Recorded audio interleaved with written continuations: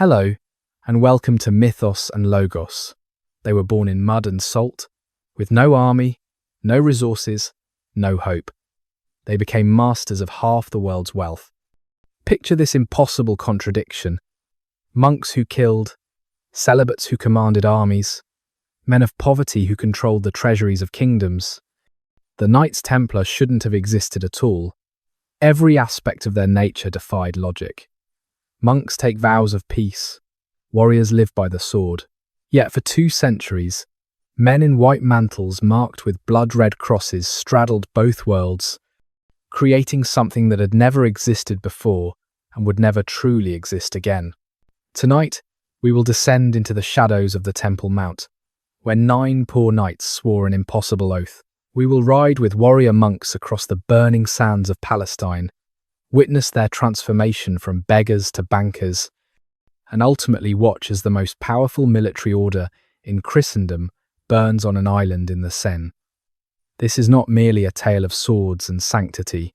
This is the story of how poverty became power, how devotion became domination, and how the servants of Christ became so mighty that kings themselves trembled at their shadow. May I ask for your help? Liking and subscribing takes just a moment, but makes a huge difference for the channel. I'm grateful for your consideration. I'm also always amazed by our international reach, so I'd appreciate hearing where you're joining from in your local time. Feel the veil between past and present growing thin as we cross into Jerusalem, 1119 AD, where the morning sun burns away the mist clinging to ancient stones and the screams of dying pilgrims echo through the valleys surrounding the holy city. 9 poor nights. The year is 1119 AD. Jerusalem has been in Christian hands for 20 years, but the victory is hollow. Picture the scene. Pilgrims arriving after months of grueling travel, many having sold everything they owned for this single journey to touch the stones where Christ walked. They stumble through the gates, tears streaming down their faces, only to discover that reaching Jerusalem was merely the beginning of their trials. The roads between the coast and the holy city have become killing grounds. Bandits, Saracen raiders, and simple murderers lurk in every ravine and behind every ridge. The pilgrim trails are littered with bones. Into this chaos rides a minor noble from Champagne, a man named Hugh de Paynes. He is neither particularly wealthy nor notably powerful. History barely remembered his name before this moment. Yet something burns within him, something that combines the fervour of a crusader with the discipline of a monk. He gathers 8 companions, knights who share his peculiar vision. Their names ring through the centuries: Godfrey de Saint-Omer, Payen de Montdidier, Archambaud de Street, Agnan, André de Montbard, Geoffrey Bison, Roland, Gondomar, and one known only as Rossal. 9 men against the chaos of the Holy Land.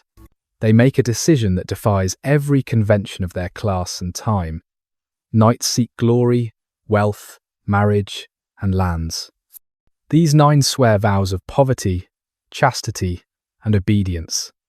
They will own nothing personally. They will never marry or know the comfort of family. They will obey without question. Imagine the whispers in the courts of Jerusalem. Have these men lost their minds? What knight willingly embraces poverty? What warrior chooses celibacy over dynasty? King Baldwin, the second of Jerusalem, receives them with curiosity rather than enthusiasm. These 9 present themselves not as a military force, for 9 men cannot be called an army, but as something unprecedented, warrior monks dedicated to protecting pilgrims. Baldwin, perhaps amused, perhaps intrigued, perhaps simply expedient, grants them quarters in the Al-Aqsa Mosque on the Temple Mount. The irony is overwhelming. The very site where Solomon's temple once stood, where Jewish priests once made sacrifices to Yahweh, where now a Muslim mosque stands conquered by Christians, becomes home to an order that will reshape the medieval world. They call themselves the poor fellow soldiers of Christ and of the Temple of Solomon. The name itself is a manifesto. They are poor by choice, soldiers by necessity, and servants of Christ by conviction. They possess so little that their first seal, carved years later, will show two knights sharing a single horse, a symbol of poverty that will mock history when they become richer than kingdoms. Consider what poverty meant in those early years. They owned 2 or 3 horses between 9 men. Their clothes were whatever donations they received, often mismatched and threadbare. They ate what pilgrims shared with them. When they guarded the roads, they slept on the ground beside their charges. No servants attended them, no squires polished their armour. These were knights who washed their own clothes in the streams of Judea, who mended their own equipment with rough hands, more accustomed to swords than needles. Yet something extraordinary happens in those first years. The pilgrims begin to tell stories. They speak of guardian angels in white mantles who appear when Saracen raiders attack. They describe knights who refuse payment, who share their own meagre rations with starving travellers, who pray over the wounded and dying with the tenderness of priests. The story spread from Jerusalem to Jaffa, from Acre to Antioch. The poor fellow soldiers begin to represent something beyond mere protection. They embody the ideal of the crusading movement, martial prowess wedded to spiritual devotion. You stand before the patriarch. You are a pilgrim in the year 1121 AD, and you have finally reached the outskirts of Jerusalem after 4 months of travel from your village in southern France. Your feet are raw and bleeding inside, worn leather boots. The desert sun has burned your face until the skin peels away in sheets. You can smell your own body, months of sweat and dirt ground into rough wool clothing that hasn't been properly washed since you left Constantinople. Your throat burns with thirst despite the water skin at your side, for you've learned to ration every drop in this unforgiving land. The group you travel with numbers 40 souls, though you started as 60. Disease took some, raiders took others. An old priest from Normandy simply collapsed one morning and never rose again. Now, as you crest the final ridge before Jerusalem, your heart pounds not with joy, but with terror. Everyone knows about the bloody valley ahead, where more pilgrims die within sight of the holy city than anywhere else on the journey. You grip the wooden cross, hanging around your neck, lips moving in silent prayer. Then, you see them. 3 riders, in white mantles, emerge from the rocks ahead like spirits born from stone. Red crosses blaze on their shoulders. Their faces are hidden beneath mail coifs and simple helmets, but their posture speaks of absolute confidence. One raises his hand, not in threat, but in greeting. You notice his sword remains sheathed. "Peace be with you, pilgrims," he calls out, in accented French. "We are the poor fellow soldiers of Christ. We will see you safely to the gates."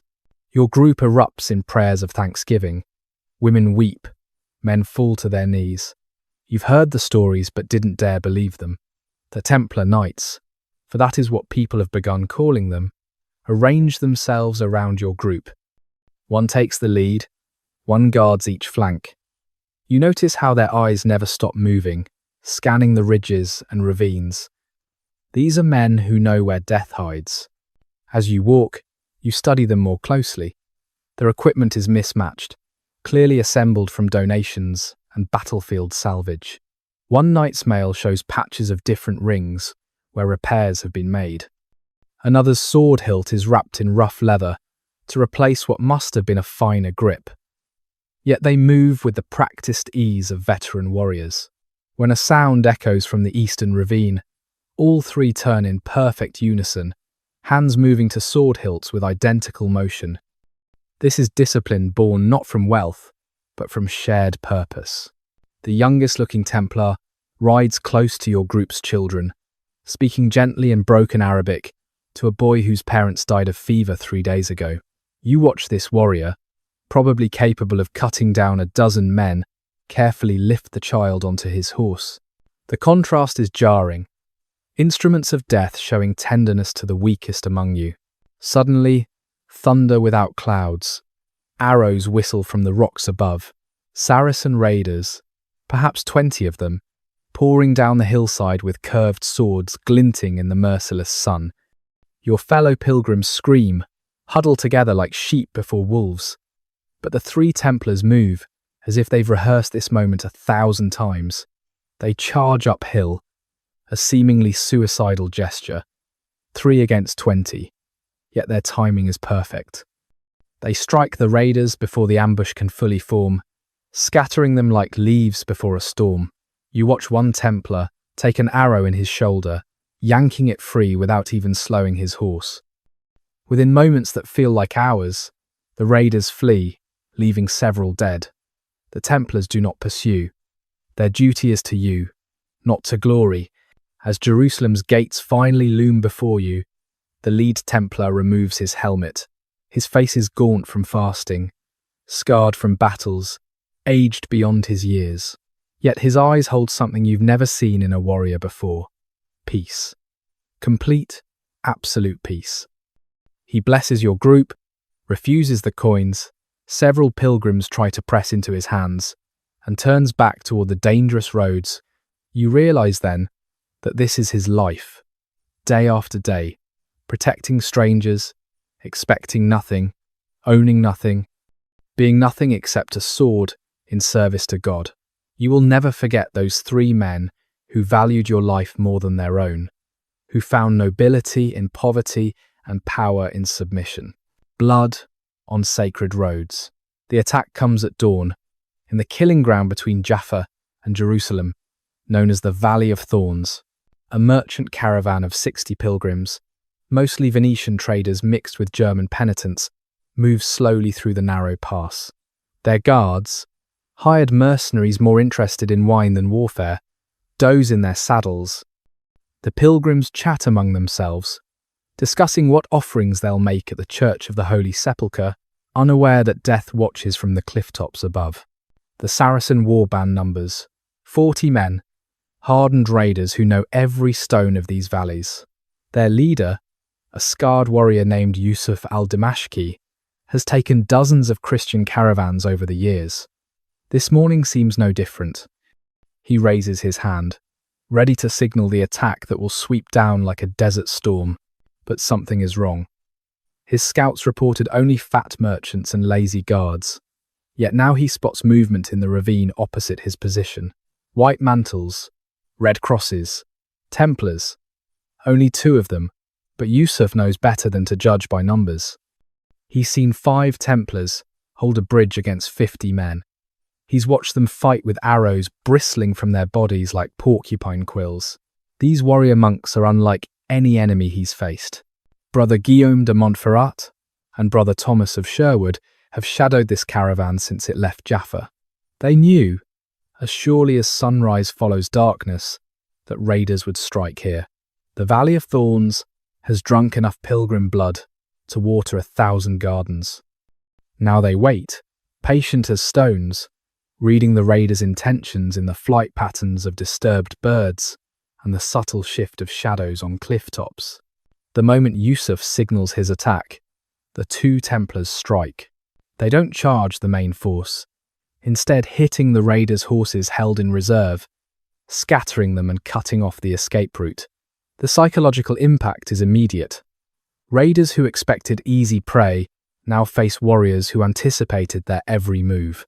Guillaume's sword, a simple cross-hilted blade, worn thin from countless sharpenings, moves in perfect arcs, each motion flowing into the next without wasted effort. Thomas fights with the mechanical precision of a man who has killed so often, it no longer disturbs his prayers. The pilgrim guards, shamed into action by the sight of 2 men holding off 20 times their number, finally join the battle. The raiders, caught between awakened resistance and Templar steel, break formation. Yusuf al-Dimashqi, no fool, sounds the retreat. As his men flee, he locks eyes with Brother Guillaume. There is no hatred there, merely the mutual recognition of professionals. They will meet again, both men know it, in this endless dance of raid and protection that defines the Kingdom of Jerusalem. The pilgrims cluster around their saviours, pressing coins and jewels into their hands. The Templars refuse everything, except water for their horses and bread for the road. An elderly woman from Venice falls to her knees, kissing Brother Guillaume's blood-spattered hands. He gently raises her up, uncomfortable with veneration. "We are not saints, good woman," he says in Italian. "We are simply soldiers who have found our purpose." As the caravan continues toward Jerusalem, Brother Thomas tends to a deep gash in Guillaume's thigh, packed with dirt to stop the bleeding. Neither mentions the wound to the pilgrims. Tomorrow they will guard another caravan, and the day after that, another. This is their calling: to bleed in obscurity, to die without glory, to be forgotten by history except for the lives they preserve. They are the thin white line between pilgrimage and massacre, between faith and slaughter. The white mantle descends. For 9 years, the poor fellow soldiers labour in obscurity. 9 years of sleeping on stone floors, of mending their own wounds, of burying brothers who die not in grand battles, but in forgotten skirmishes over nameless pilgrims. Then, in 1128 AD, everything changes. Hugh de Paynes travels to Europe, carrying letters that will transform his small brotherhood into something the world has never seen before. The Council of Troyes convenes in January 1129 AD. Picture the scene. The greatest theological minds of the age gathered in a cold stone cathedral in Champagne, their breath visible in the winter air. Cardinals wrapped in fur-lined robes, bishops glittering with jewelled crosses, abbots radiating austere authority, and before them stands Hugh de Paynes, travel-worn and weathered, speaking of his 9 knights who guard the roads of the Holy Land. But Hugh has a secret weapon. Bernard of Clairvaux, the most influential churchman of his age, a man whose words can make or unmake kings. Bernard sees in the Templars something revolutionary. Here is the solution to the problem that has plagued Christianity since Constantine: how to reconcile Christ's message of peace with the necessity of violence in a fallen world. The knight who kills for Christ, Bernard argues, commits not homicide but malicide, the killing of evil itself. Bernard writes their rule, 72 clauses that will govern every aspect of Templar life. Listen to the obsessive detail. How many paternosters to say for each canonical hour? What colour their horses should be? How many dishes of meat per week? When they may speak and when they must maintain silence? Knights must wear their hair short but beards long. They must avoid the company of women, even their own mothers and sisters. They cannot hunt except for lions, that symbolic evil that prowls the Holy Land. They must eat in pairs from the same bowl to ensure equal portions and foster humility. The rule transforms warriors into monks without softening their military edge. When the bell rings for matins at 4 in the morning, Templars rise not for battle but for prayer. Yet when the trumpet sounds for war, these same men who spent the pre-dawn hours in contemplation will charge into Saracen lines without hesitation. They are forbidden from retreating unless outnumbered 3-1, and even then only if ordered by their commander. Pope Honorius II grants his approval. The white mantle is confirmed as their habit, pure wool that must never be dyed or decorated, except for the red cross over the heart. That cross, the Pope declares, represents their willingness to suffer martyrdom as Christ suffered. Every Templar wears his own death over his heart. The transformation is immediate and stunning. What had been 9 poor knights becomes a flood. Younger sons of noble houses, denied inheritance by primogeniture, find in the Templars a way to maintain their warrior status while guaranteeing their salvation. Veterans of the First Crusade, haunted by the atrocities they committed in the taking of Jerusalem, seek redemption through service. Even criminals are welcomed if they sincerely repent, trading the gallows for a life of harsh discipline and probable death in the desert. Donations pour in like spring rain after drought. Count Theobald of Champagne gives the order lands worth a fortune. The Count of Flanders grants them property that generates annual income exceeding what most knights see in a lifetime. Alfonso, the First of Aragon, dying without an heir, attempts to leave his entire kingdom to the Templars, though political reality reduces this to massive estates and castles. Within a year of the Council of Troyes, the order owns property from Scotland to Sicily, yet Bernard of Clairvaux's greatest gift is not the rule, but his propaganda. He writes, in praise of the new knighthood, a masterpiece of medieval persuasion. The Templars, he argues, are the perfect Christians because they have conquered the two greatest enemies, the external foe who threatens the body and the internal foe who threatens the soul. They kill without sin because they kill for Christ. They die without fear because they die for salvation. The white mantle becomes a symbol that transcends its simple wool construction. When a new knight receives it, he undergoes a death and rebirth. His old life, with its personal ambitions and worldly attachments, dies. He emerges as something new, not quite monk, not quite knight, but a fusion that embodies the contradictions of the crusading age. Morning prayers at dawn. The bell tower of the Jerusalem commandery releases its bronze voice into the pre-dawn darkness. 4 strikes, matins, across the compound. Figures in white mantles rise from hard pallets like ghosts emerging from graves. No words are spoken. The rule forbids unnecessary speech, and the brothers have learned to move in practiced silence, each knowing his place in the careful choreography of monastic life. Feel the cold stone beneath bare feet as the Templars pad toward the chapel. Jerusalem's nights are colder than newcomers expect, and breath streams white in the darkness. The only sounds are rustling wool, the soft slap of leather sandals, and somewhere in the distance, the Muslim call to prayer echoing from the city's minarets. Even enemies of the faith share this moment of reaching toward the divine. Inside the chapel, candles throw dancing shadows on rough walls. The brothers arrange themselves by seniority, knights on the right, sergeants on the left, priests at the altar. Still no words. They wait, patient as stones, until the chaplain begins the first prayer. Then voices join in Latin unison, the same words spoken by Benedictine monks in misty English abbeys and Cistercians in French valleys. Pater noster, qui es in caelis. Yet even in prayer, they remain warriors. Swords lean against the wall within arm's reach. Several brothers show fresh wounds beneath their mantles, badges of yesterday's skirmish with raiders. Brother Marcus prays through split lips. Brother Jean's left arm hangs useless in a sling, but his right hand still forms the sign of the cross, with military precision. Prayer and pain interweave like chainmail links. After matins comes prime, then training. The transition from contemplation to combat practice happens without ceremony.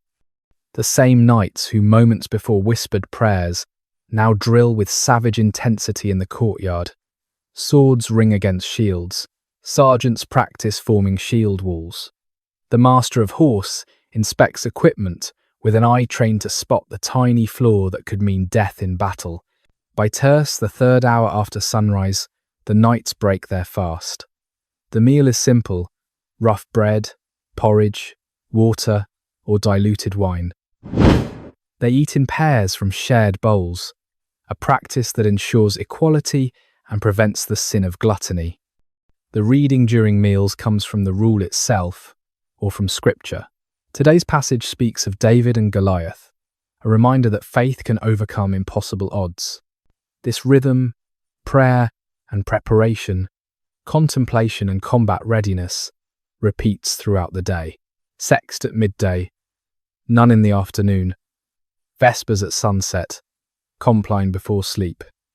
Between the canonical hours, weapons training, care of horses, maintenance of armour, instruction of new brothers. Some days bring battle, sudden and vicious. Other days pass in this careful routine, each repetition carving discipline deeper into muscle and memory. The beauty lies in the balance. Lesser men might go mad from the contradiction, killers who pray, monks who fight, but the Templars have found peace in the paradox. Their violence has purpose, their prayers have power. They stand on the knife's edge between heaven and hell, and in that balance, they have discovered something extraordinary. Warriors who fear nothing because they have already given everything away. The seal of two riders. The image will haunt 7 centuries. 2 knights mounted on a single horse, the official seal of the poor fellow soldiers of Christ. Modern historians debate its meaning endlessly. Does it represent poverty, with knights too poor to afford individual mounts? Does it symbolize brotherhood, the willingness to share everything, even the warhorse that means life or death in battle? Or does it hide some deeper mystery, a coded message, understood only by initiates? The truth, like most truths about the Templars, is both simpler and more complex than conspiracy theorists imagine. When Hugh de Paynes commissions the seal in 1129 AD, the order has begun its transformation from 9 poor knights to an international brotherhood, yet he insists on this image of poverty. Already, donations have provided them with hundreds of horses. Already, their commandery spread across Europe like seeds on fertile ground. Yet the seal proclaims poverty. Consider the structure emerging from Hugh's vision. At the apex sits the Grand Master, elected for life by the Chapter General. He commands with near absolute authority, answering only to the Pope himself. Below him, the Seneschal acts as deputy and advisor. The Marshal commands all military operations. The commander of the Kingdom of Jerusalem oversees the order's heart in the Holy Land. The commander of Antioch and Tripoli manages the northern territories. The draper ensures every brother is properly equipped. The Turcopolia commands the light cavalry, often local Christians who fight in Eastern style. Each commandery, whether a massive fortress in the Holy Land or a small farm in France, follows identical structure. A commander manages daily operations. A marshal maintains military readiness. A chaplain tends to souls. The brothers are divided into 3 classes: knights, who must be of noble birth; sergeants, who come from common stock but fight with equal courage; and chaplains, who provide spiritual guidance but take no part in combat. The discipline is absolute. A Templar who strikes another in anger loses his habit for a year. One who reveals the order's deliberations to outsiders is expelled forever. Desertion in battle means expulsion unless the deserter was following orders or saving the order's standard. Even small infractions carry harsh penalties. Eating without permission costs a brother 3 days of penance. Speaking after Compline means eating on the floor for a week. Yet within this rigid structure flows remarkable democracy. Major decisions require chapter meetings where every brother may speak his mind. The Grand Master, despite his power, cannot make war or peace without consulting his officers. He cannot sell land or accept new brothers without agreement. This balance between autocracy and consultation creates an organization both flexible enough to respond to crisis and stable enough to endure for centuries. The seal of two riders encapsulates this paradox. Yes, it represents poverty, but poverty as strength, not weakness. 2 knights sharing a horse must trust each other absolutely. They must coordinate perfectly. They must subordinate individual glory to collective survival.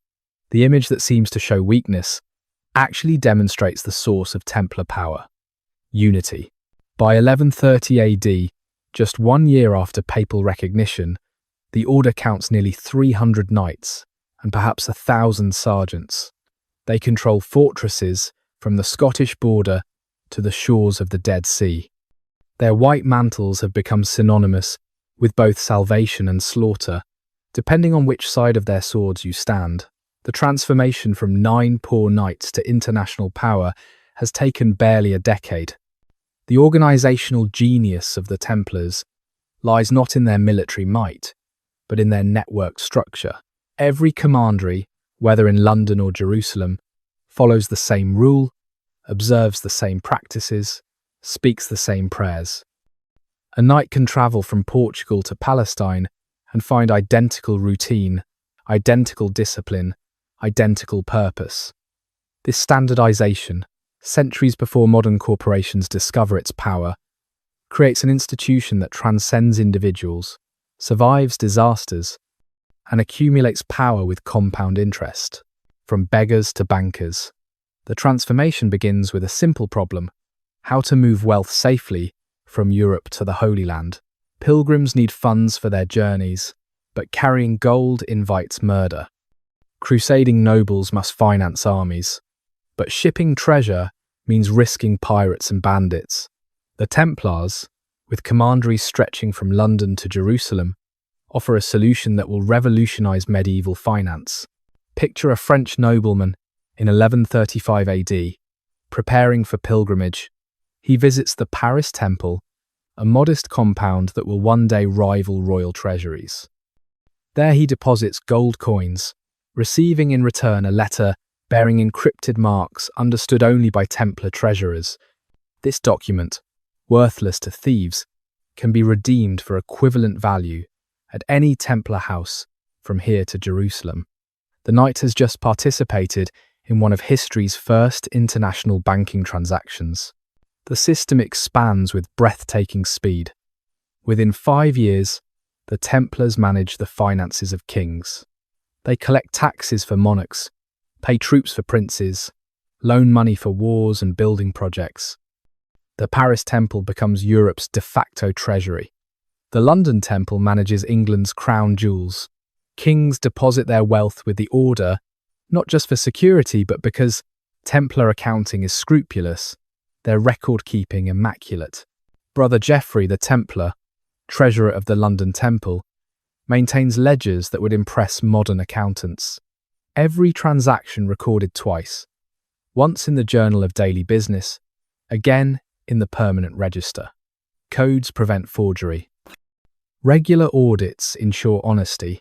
While secular lords still count wealth in bags of gold, the Templars track abstract numbers. Understanding that wealth is information, not metal, the donations never cease. A dying knight bequeaths his estate to ensure prayers for his soul. A merchant grants trading rights in thanks for safe passage. A queen provides jewels, seeking divine favour for her barren womb. The order accepts everything: land, gold, rights, privileges, even strange gifts like windmills and saltworks. They refuse nothing that can generate income for the defence of the Holy Land. But the Templars don't simply hoard wealth. They invest with sophistication that won't be seen again until the Italian Renaissance. They improve agricultural land, introducing 3-field crop rotation where others still use 2.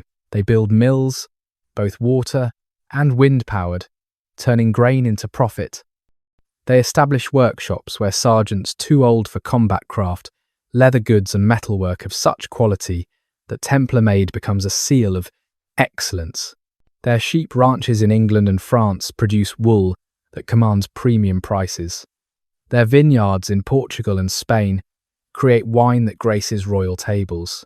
They own ships that carry pilgrims and cargo, generating income from what others see as mere transportation. Every enterprise interconnects, creating economic webs that multiply profit at each intersection. The wealth brings unexpected consequences. Noble families, initially proud to have sons join the order, now rage as those same sons channel family wealth into Templar coffers through donations and bequests. Bishops complain that Templar churches, exempt from episcopal authority by papal bull, drain contributions from diocesan funds. Merchants resent Templar trading privileges that exempt them from taxes and tolls. Yet who dares challenge an order that finances crusades? When King Louis VII of France needs funds for the Second Crusade, the Templars provide it. When Richard the Lionheart requires ransom from German captivity, Templar gold pays it. When the Kingdom of Jerusalem teeters on bankruptcy, Templar treasuries prop it up. They have become too essential to eliminate, too powerful to control. The seal of 2 riders on 1 horse becomes history's greatest irony. The order that proclaims poverty controls more wealth than most kingdoms. The knights who own nothing personally manage everything collectively. They have discovered that institutional wealth, properly managed, generates more power than personal riches ever could. They are poor in name, mighty in fact, and growing stronger with each passing year. By 1140 AD, 20 years after their founding, the transformation is complete. The 9 poor knights, who once shared 3 horses between them, now command resources that kings envy. The beggars have become bankers. The guardians of pilgrims have become guarantors of kingdoms. The poor fellow soldiers of Christ have become the temple, an institution that will soon grow powerful enough to frighten popes and kings alike. But that is a story for another act, when white mantles will inspire not gratitude but envy, not protection but persecution. Castle builders of God, the transformation of the Holy Land begins not with swords but with stones.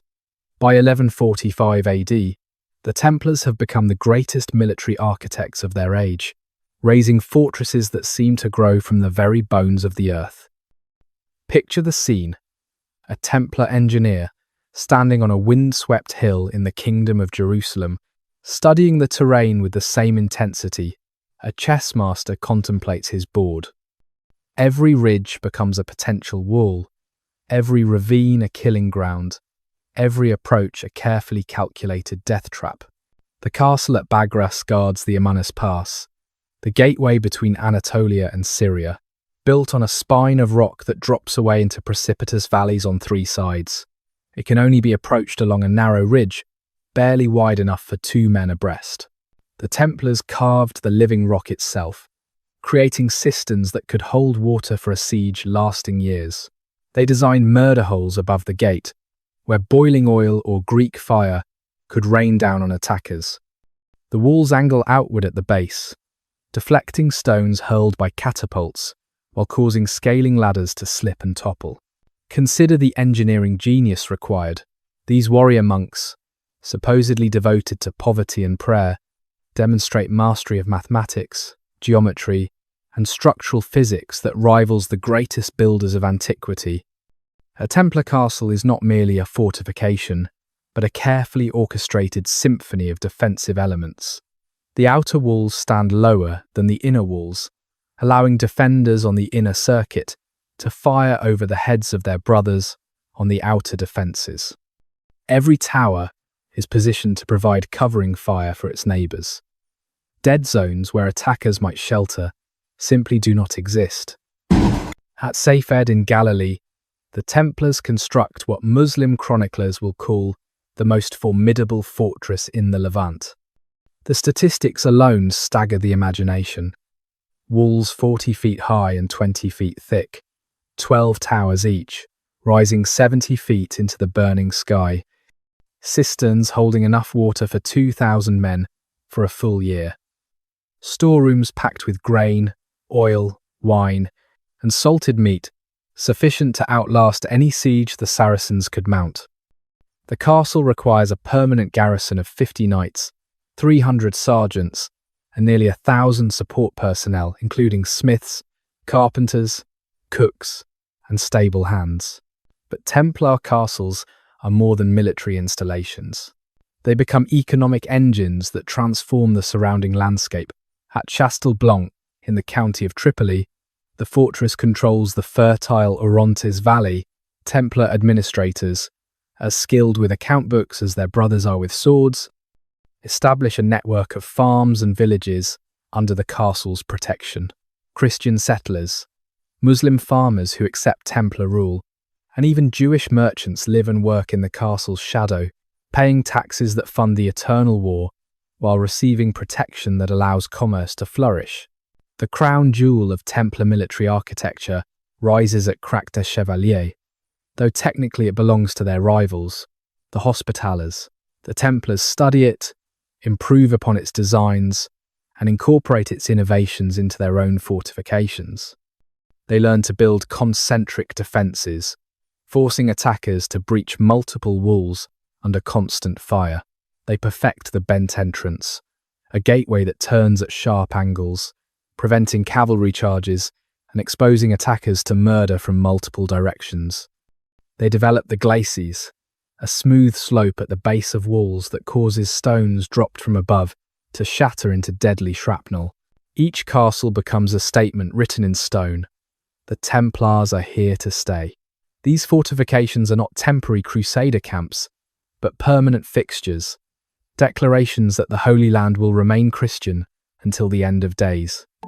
Muslim armies might sweep across the plains, might burn villages and destroy crops, but the castles endure like mountains, immovable and eternal. The construction process itself reveals Templar character. When building the fortress at Jacob's Ford, controlling the vital crossing of the Jordan River north of the Sea of Galilee, the knights work alongside common labourers. Nobles who wouldn't soil their hands with menial labour in Europe, here mix mortar and haul stones. The Grand Master himself, Odo de Santamand, is seen carrying rocks up scaffolding, his white mantle grey with dust and sweat. When Saladin's spies report this, the Sultan supposedly remarks that men who build their own fortresses will defend them to the last breath. The architectural knowledge flows both directions across the Mediterranean. Templars returning from the Holy Land bring Eastern innovations to European castle design. The square keeps of Norman England give way to round towers that better resist undermining. Simple curtain walls evolve into complex defensive systems with multiple baileys. The Templars introduce machicolations, those stone brackets projecting from walls that allow defenders to drop death directly onto attackers below. Yet for all their strength, Templar castles share a common vulnerability. They require vast resources to maintain and defend. Each fortress is a hungry mouth, demanding constant feeding with gold, grain, and men. The Order's European commanderies exist largely to supply these stone giants of the East. Every sheep shorn in Yorkshire, every vine harvested in Portugal, every toll collected in France ultimately serves to keep these castles manned and supplied. The Templars have built a defensive network that could theoretically hold the Holy Land forever, but only if the river of resources never runs dry. Walk through a Templar castle at its height, and you experience a world suspended between war and worship. The chapel, always the first structure completed, rises at the fortress heart. Here brothers gather for prayers 8 times daily, their voices echoing off stone walls that might, at any moment, shake with the impact of siege engines. The dormitory houses knights who sleep fully clothed, swords within reach, ready to transform from monks to warriors at the first alarm bell. The forge never cools, constantly producing arrowheads, repairing mail, sharpening swords. The infirmary tends to brothers wounded in yesterday's skirmish while preparing for tomorrow's casualties. These castles will outlive the order that built them. Long after the last Templar burns, their fortresses will continue to dominate the landscape, used by Muslims, Mongols, Ottomans, and eventually modern armies. They stand today, ruined but recognizable, testament to an order that built for eternity, even as their own existence proved tragically temporary. Stone outlasts flesh, architecture outlives ambition, and the castles of God endure when God's warriors have long since turned to dust. The charge at Montgizard, November 25, 1177 AD. The hot wind carries dust and destiny across the plains near Ramleh. King Baldwin IV of Jerusalem, the leper king, commands an army of merely 500 knights and several thousand infantry. Against him, Saladin brings 30,000 men, the largest Muslim force assembled since the First Crusade. The mathematics of annihilation seem absolute, yet among Baldwin's knights ride 80 Templars, and in their presence, mathematics often fail. Picture the moment before contact. The Templars form the vanguard, a white wall tipped with steel. Their horses, trained for years in the courtyards of Templar fortresses, stand steady despite the approaching thunder of Saladin's army. Brother Odo de Santamand, the Grand Master himself, rides at their centre. His face, weathered by decades of desert warfare, shows no emotion. Around him, His brothers whisper prayers, not for victory but for the strength to die well. The Muslim army stretches across the horizon like a dark sea. Banners of green and black flutter above units from Egypt, Syria, and Mesopotamia. Saladin himself, the Kurdish warrior who has unified Islam against the Crusader states, watches from a hill surrounded by his elite Mamluk guard. He has every advantage: numbers, position, momentum.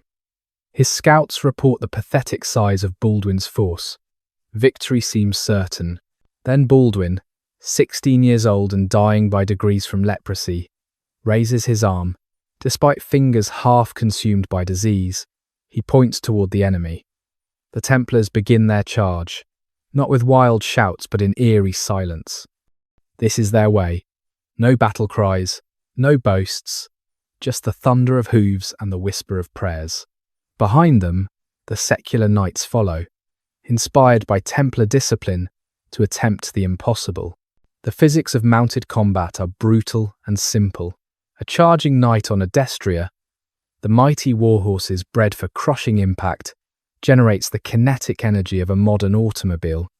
When 80 such missiles strike simultaneously, concentrated on a single point, the effect resembles a sledgehammer striking glass. The Templar wedge punches through Saladin's first line, like it doesn't exist. Men are trampled, lifted on lances, scattered like leaves. But this is only the beginning. Lesser knights might lose cohesion after the initial impact, fragmenting into individual melees. The Templars maintain formation with mechanical precision. They wheel as one entity, strike again, wheel, strike. Each charge drives deeper into Saladin's army. Their training shows in every movement, stirrup to stirrup, lances lowered at identical angles, horses responding to knee pressure, while hands manage weapons. Saladin's army, magnificent in its size, proves vulnerable to concentrated force. The very numbers that should guarantee victory become a liability. Units cannot maneuver without trampling their own men. Commands are lost in the chaos. Panic spreads like plague when soldiers see the white mantles cutting through their ranks like scythes through wheat. The Kurdish and Turkish cavalry, superb individual warriors, cannot match the Templars' coordinated violence. Watch a single Templar in this maelstrom, Brother Guillaume de Sonnac, a knight from Provence who will one day die Grand Master. His lance shatters on impact with a Mamluk's shield. Without pause, he draws his sword, a simple cross-hilted blade blessed by the Patriarch of Jerusalem. He strikes with economy, no flourishes or wasted motion, a thrust beneath an enemy's arm where armor gaps, a downward cut that splits a helmet. His horse, trained to fight as fiercely as its rider, kicks out with iron-shod hooves, crushing skulls and breaking limbs. The secular knights, witnessing Templar effectiveness, find courage they didn't know they possessed. The leper king himself, his diseased hands barely able to grip his reins, charges into the battle. The sight of this dying boy king, fighting with such ferocity, shames healthy men into heroism. The entire Christian army, vastly outnumbered, transforms into an instrument of divine wrath. Saladin's army breaks. The impossible happens. 30,000 flee from 500. The retreat becomes a rout, then a slaughter. The plains of Montgessard are carpeted with Muslim dead. Saladin himself barely escapes, riding through the night on a racing camel, his grand army reduced to scattered, terrified fragments. The victory is so complete, so impossible, that both sides attribute it to divine intervention. The Templars, returning to their fortress at Gaza, treat the victory with characteristic restraint. No celebrations, no boasting. The dead are buried, the wounded tended, equipment repaired. Prayers of thanksgiving replace songs of triumph. They know what secular knights often forget. Today's victory is tomorrow's history. Saladin will return with another army, and another after that. The Templars have won a battle, not the war. Yet Montgessard enters legend, particularly the image of 80 Templars leading the charge that shattered Saladin's host. It becomes the perfect expression of Templar mystique.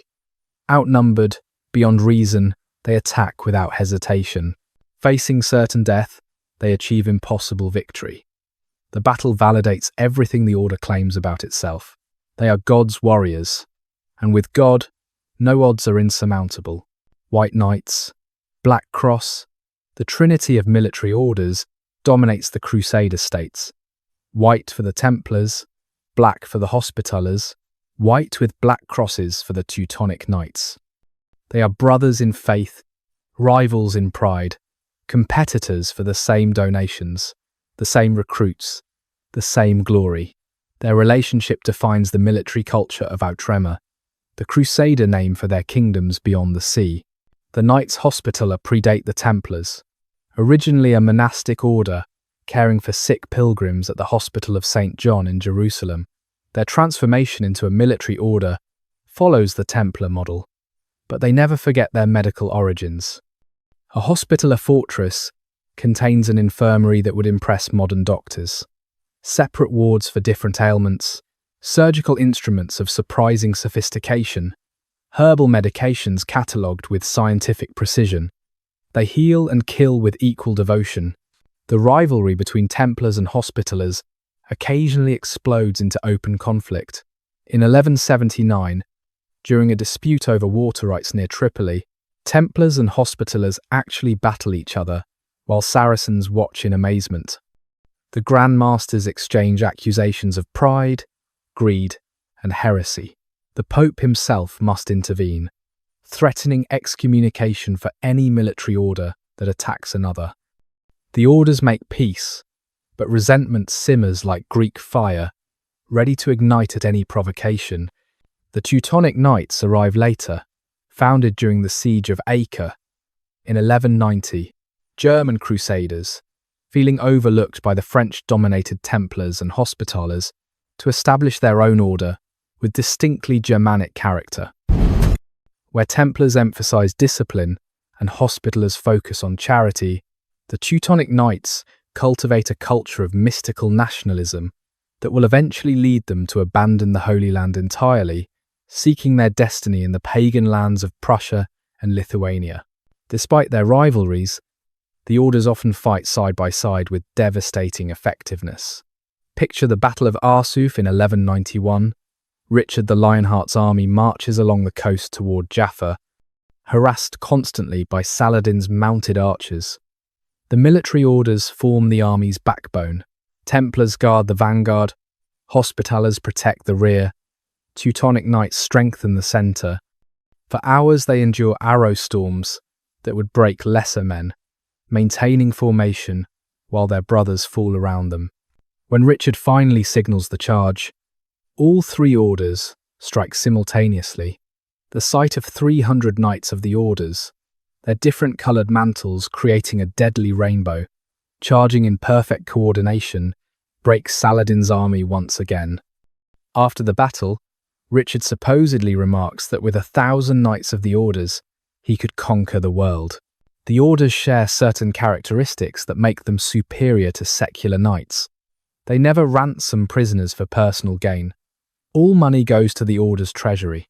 They cannot retreat without permission, making them predictably steadfast in battle. They fight without concern for personal glory, making them perfect for dangerous missions that offer no fame. Most importantly, they maintain permanent standing forces, while secular knights come and go with each crusading season. Each order develops distinctive tactics.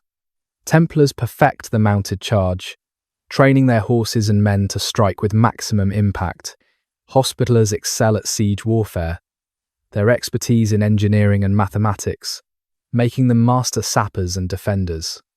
Teutonic Knights specialize in fighting in difficult terrain, their experience in Eastern European forests translating well to the broken ground of Palestine. The orders also compete in non-military spheres. They vie to build the most impressive churches, to attract the most prestigious recruits, to secure the most generous donations. When a wealthy pilgrim arrives in Jerusalem, Representatives from all three orders court them like suitors pursuing a bride. This competition, while sometimes petty, drives each order to greater achievements. Templar efficiency inspires Hospitaller reforms. Hospitaller charity prompts Templar generosity. Teutonic discipline influences both, yet beneath the rivalry flows genuine respect. When Templars are besieged, Hospitallers ride to their relief without hesitation. When Hospitaller castles fall, Templars shelter the survivors. They understand that their conflicts are family quarrels. Against the Saracen threat, they stand united. They are different fingers of the same mailed fist, striking variations on the theme of warrior monasticism. The Muslim perspective on the orders is telling. Saladin and his successors recognize them as the most dangerous Christian forces. When prisoners are taken, secular knights might be ransomed, but knights of the orders are usually executed immediately. They are too dangerous to leave alive, too committed to ever truly surrender. Muslim chroniclers describe them with a mixture of hatred and admiration. Fanatics, but disciplined fanatics. Madmen, but methodical madmen. You feel the desert heat. You are Brother Thomas of Kent, and you have been a Templar for 3 years. It is noon in July, 1185 AD, and you stand guard on the walls of the fortress at Safed.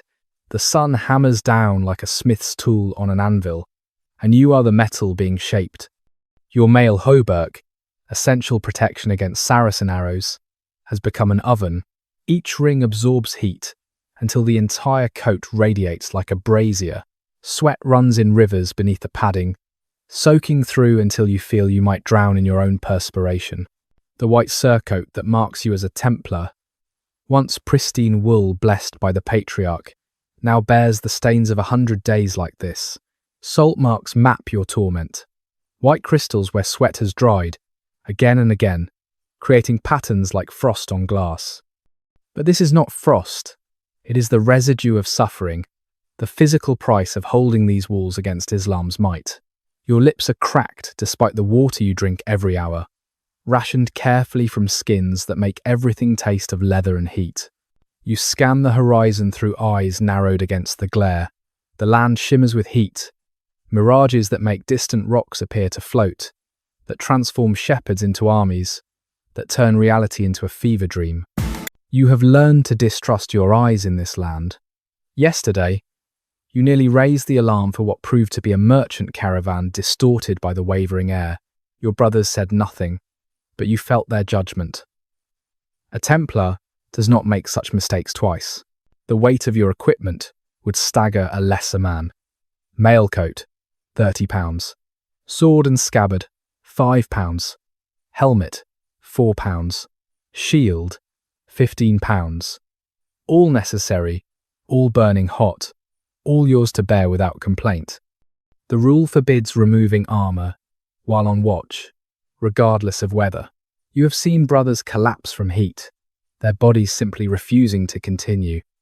They are carried to the infirmary, cooled with precious water, and return to duty as soon as they can stand. This is the life you chose. Your mind drifts, dangerous in this heat but impossible to prevent. You think of Kent, of morning mist rising from green rivers, of rain so gentle it feels like a blessing. You remember your mother's horror when you announced your intention to take Templar vows. She wept, knowing she would never see you again, never hold grandchildren, never visit your grave. You told her you would have a glorious death in the Holy Land. Now, standing here slowly cooking in your armour, you wonder if your death will be glorious, or simply another casualty of heat and exhaustion. A movement catches your eye, dust rising from the eastern road. Your hand moves to the alarm bell's rope, but you wait, studying. The rule demands certainty before raising alerts that will exhaust your brothers unnecessarily. The dust resolves into riders, their banners becoming visible as they approach.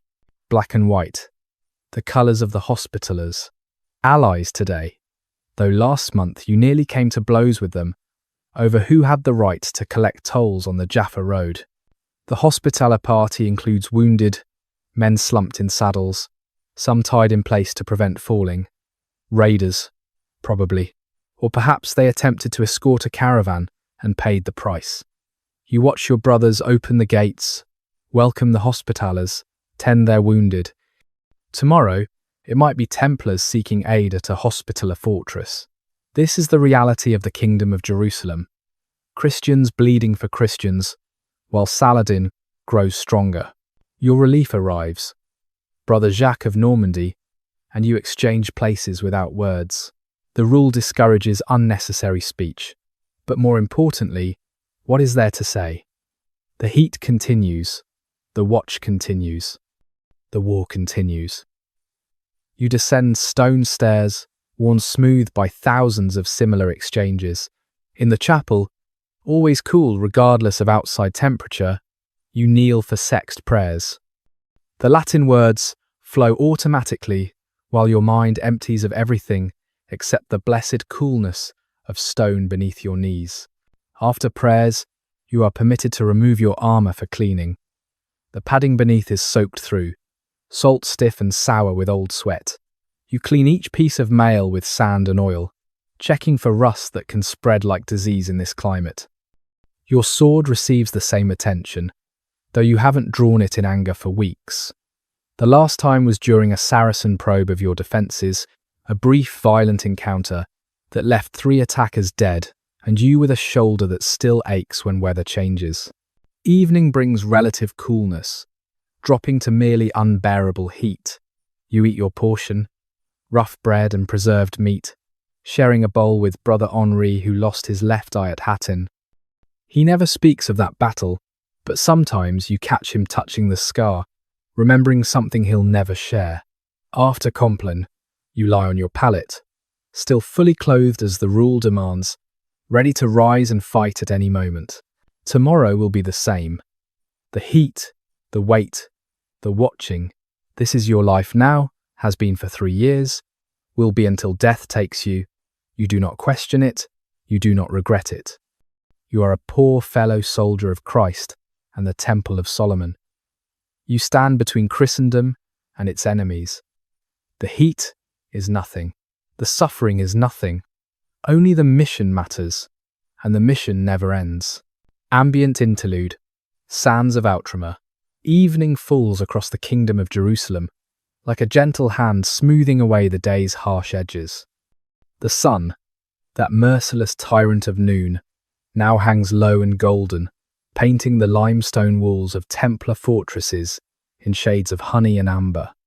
From the highest towers, the call to vespers rings out, bronze bells singing their ancient song across valleys where David once walked, where Christ once preached, where now the cross and crescent wage their eternal war. Listen to the sounds of this contested land as darkness gathers.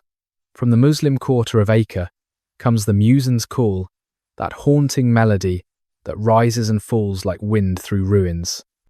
From Christian churches, plainsong responds, Latin syllables floating on air still warm from the day's heat. In the space between these competing prayers, you can hear the land itself, wind whispering through olive groves, goats bleating on distant hillsides, the crack of cooling stone as fortresses exhale the day's absorbed heat. The dust of Palestine settles slowly, a fine golden powder that covers everything, that works its way into every crevice of armour, every fold of cloth, every pore of skin. Templars returning from patrol are ghostly figures. Their white mantles turn the colour of the land itself. They move through gates that close with the setting sun. These men who have become part of the landscape, inseparable from the rocks and sand they defend. In the vast spaces between fortresses, the land transforms. What appears barren under the harsh noon sun reveals hidden life in twilight. Jackals emerge from their dens, calling to each other in yips that echo off canyon walls. Owls, those ancient symbols of wisdom, begin their hunt, their wings silent as death itself. Even serpents, cooling after basking on sun-baked rocks, begin their sinuous journey through the gathering dark. The Mediterranean, visible from coastal fortresses, turns from brilliant blue to deep purple to black, a progression as regular as the canonical hours. Ships anchor for the night rather than risk pirates who use darkness as their ally. On the beaches below Templar watchtowers, waves whisper secrets in a language older than any human tongue, the same rhythm that lulled Phoenician sailors, Roman legionaries, and now Christian crusaders who stand guard against the night. The first international corporation. The revolution begins not with swords, but with quills, not on battlefields, but in counting houses. By 1160 AD, the Knights Templar have invented something that will outlive their military might and religious devotion: the international financial system. Picture the scene in the Paris Temple, a fortress that has evolved into something unprecedented. Part monastery, part bank, part fortress of finance. Here, Brother Geoffrey of Villehardouin, a knight who once charged Saracen lines, now wages war with numbers, his weapons, ledgers and letters of credit. The system's elegance lies in its simplicity, married to sophisticated security. A merchant in London deposits 100 marks of silver with the Templars. He receives a letter, written on parchment bearing the order's seal, annotated with coded symbols that change monthly. This document, worthless to any thief who cannot decode it, can be presented at any Templar commandery from Scotland to Jerusalem. The merchant travels unmolested, carrying nothing that brigands value. Upon reaching his destination, he presents his letter and receives local currency minus a modest fee. The Templars have just performed what economists will later call currency arbitrage, velocity of money, and international credit transfer, centuries before these terms exist. But the Templars' innovation extends far beyond simple fund transfer. They create what modern bankers recognize as diversified financial instruments. They issue loans with interest, cleverly disguised as rent, to avoid church prohibitions on usury. A nobleman needs 3,000 bezants to raise an army.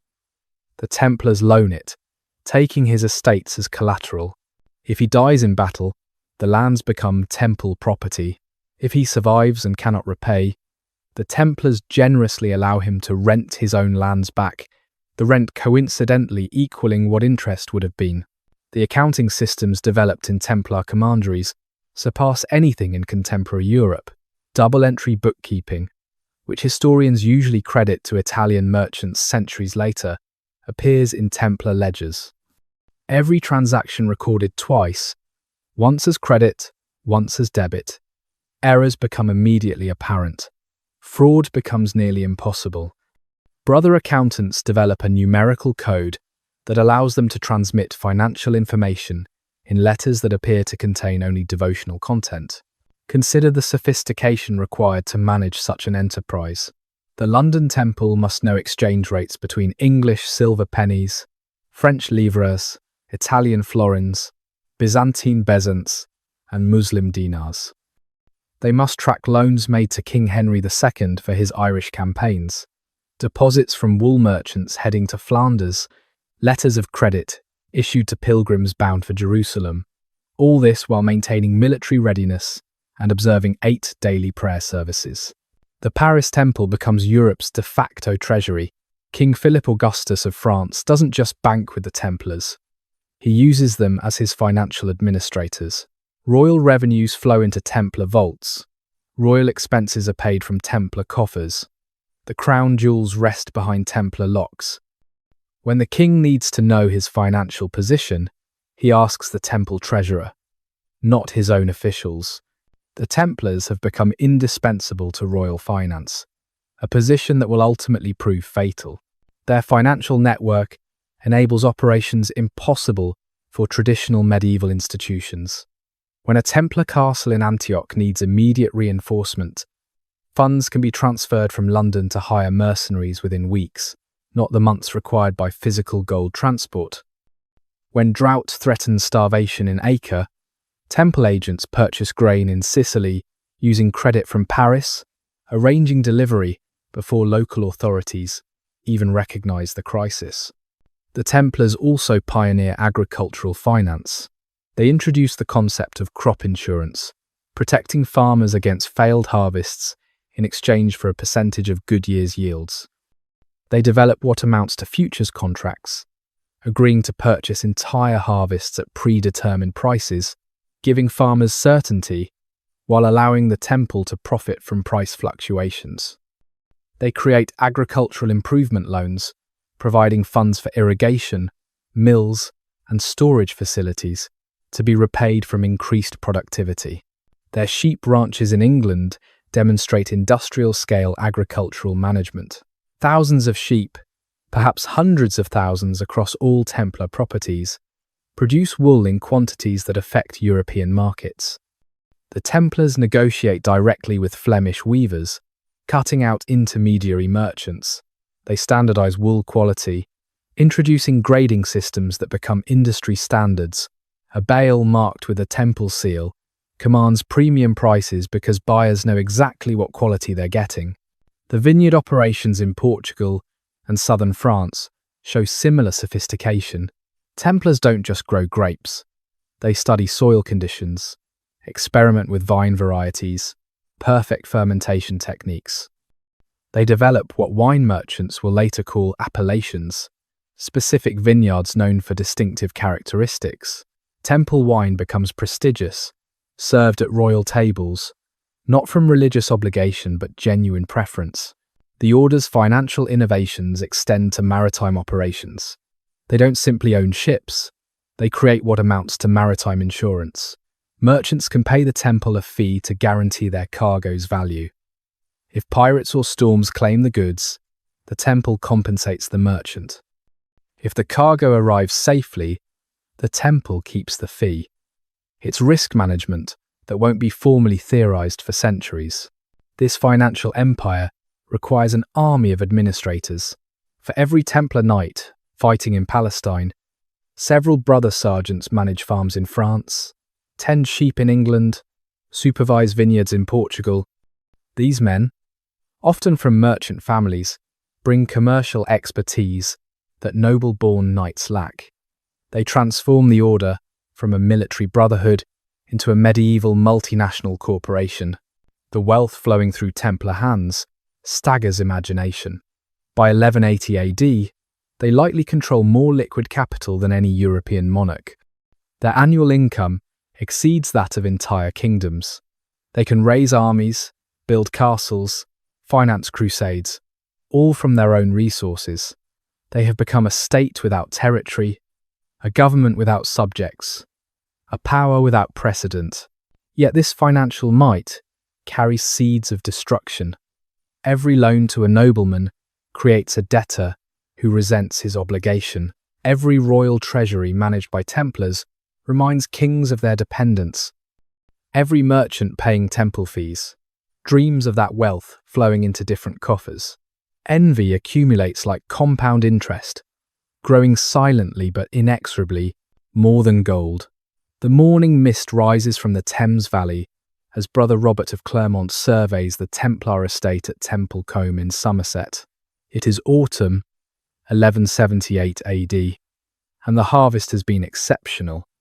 Golden wheat covers fields that stretch to the horizon, worked by tenants who pay rent to the order, and labourers who receive wages that, while modest, arrive with absolute reliability. This agricultural empire, replicated across hundreds of estates from Scotland to Spain, generates the wealth that keeps castles in Palestine manned and supplied. The Templars revolutionize European agriculture, not through dramatic innovation but systematic efficiency, where secular lords extract maximum profit for immediate pleasure. Templars invest for long-term productivity. They introduce 3-field crop rotation, where others still use 2, understanding that letting fields lie fallow regenerates soil fertility. They build irrigation systems, digging channels that turn marginal land into productive fields. They construct mills, both water and wind-powered, that multiply human labour exponentially. Consider a single Templar grange in Yorkshire, documented in surviving records. 3,000 acres under cultivation, 800 sheep producing finest grade wool, 60 cattle providing meat, milk and leather, forests managed for sustainable timber harvest, fish ponds stocked with carp and pike, beehives producing honey and wax. Every resource maximized, nothing wasted, all profits flowing toward the eternal war in the East. The Templars approach agriculture with military discipline. Planting schedules follow written protocols. Harvest procedures are standardized across all estates. Storage facilities are built to specifications that prevent spoilage. While neighboring estates might lose a quarter of their grain to rot and rats, Templar losses rarely exceed 5%. This efficiency translates directly into profit margins that astound contemporary observers. The Order's agricultural manual, copies of which survive fragmented in various archives, reads like a modern farming textbook.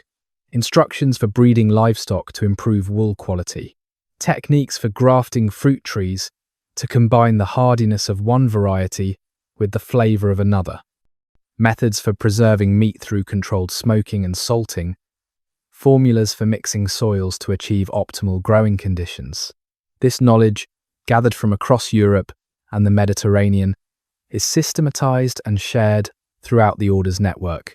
Ships of the Temple, the port of La Rochelle, on France's Atlantic coast, thrums with activity as the Templar fleet prepares for departure. It is spring, 1190 AD, and 12 ships bearing the Order's banner, a red cross on white field, will sail for Acre carrying supplies, silver, and reinforcements. The flagship, aptly named Temple Pilgrim, displaces 300 tons, massive by medieval standards.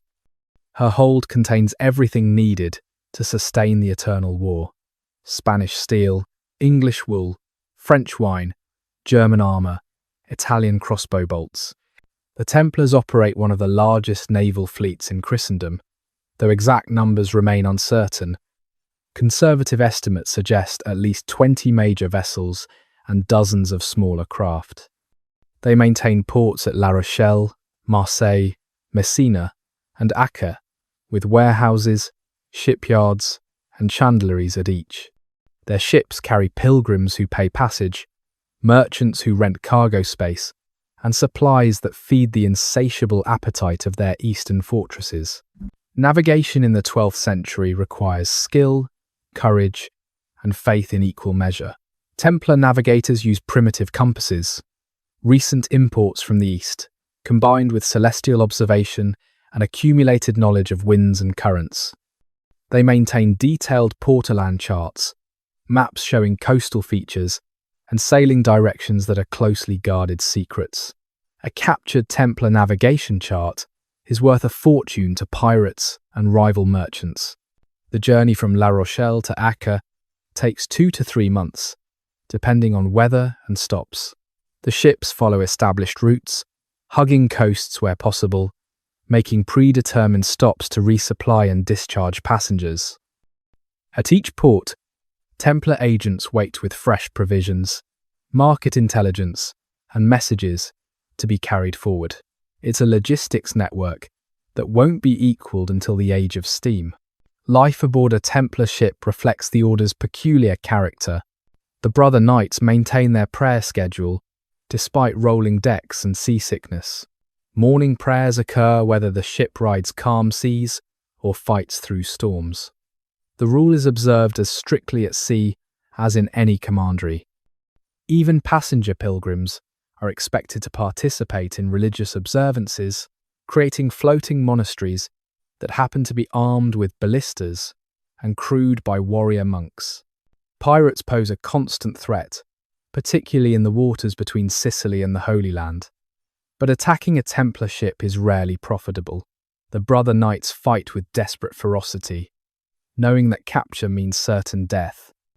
The sergeants are seasoned warriors who handle maritime combat as skillfully as land battles. Even the sailors, many of them former pirates who found redemption in temple service, fight with the fury of men defending their salvation. A Merchant's Tale. Jacobus of Venice stands in the Acre counting house of the temple, sweat beading on his forehead despite the morning coolness. He is about to trust the Templars with his entire fortune, converting it to a piece of parchment that seems impossibly fragile for such weight of responsibility. 20 years of trading profits, enough gold to buy an estate in the Veneto, will become ink marks on sheepskin. The Templar treasurer, Brother Andreas of Cologne, works with mechanical precision. He counts the gold bezants 3 times, each count matching exactly. He records the sum in his ledger, then in a second book, then prepares Jacobus's letter of credit. The document is a masterpiece of medieval security. The parchment bears watermarks visible only at certain angles. The seal combines multiple elements that would be nearly impossible to forge. Most importantly, coded symbols that change monthly indicate the exact amount and authentication details. Jacobus has used the temple's services before, but never for such a sum. He's travelling to London to establish a permanent trading post, carrying Eastern spices to exchange for English wool. The journey will take him through lands where a merchant with gold might as well paint a target on his back. Pirates control sections of the Mediterranean. Brigands haunt the Alpine passes. Even supposedly civilized regions harbour knights who supplement their income through creative interpretations of toll rights. With the letter secured in a hidden pocket, Jacobus begins his journey. In Cyprus, he presents the document to purchase supplies and hire guards.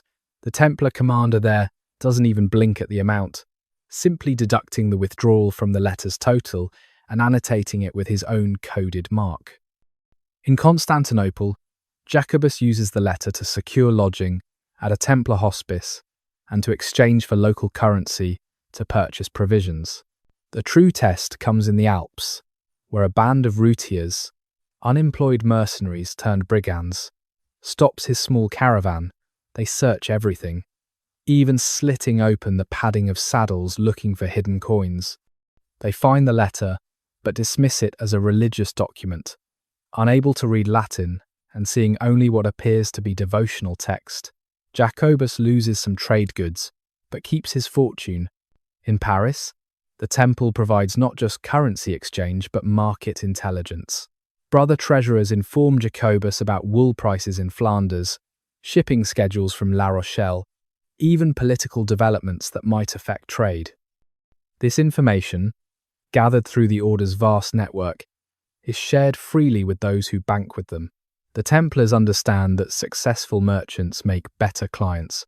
Finally reaching London, Jacobus presents his well-travelled letter at the new temple.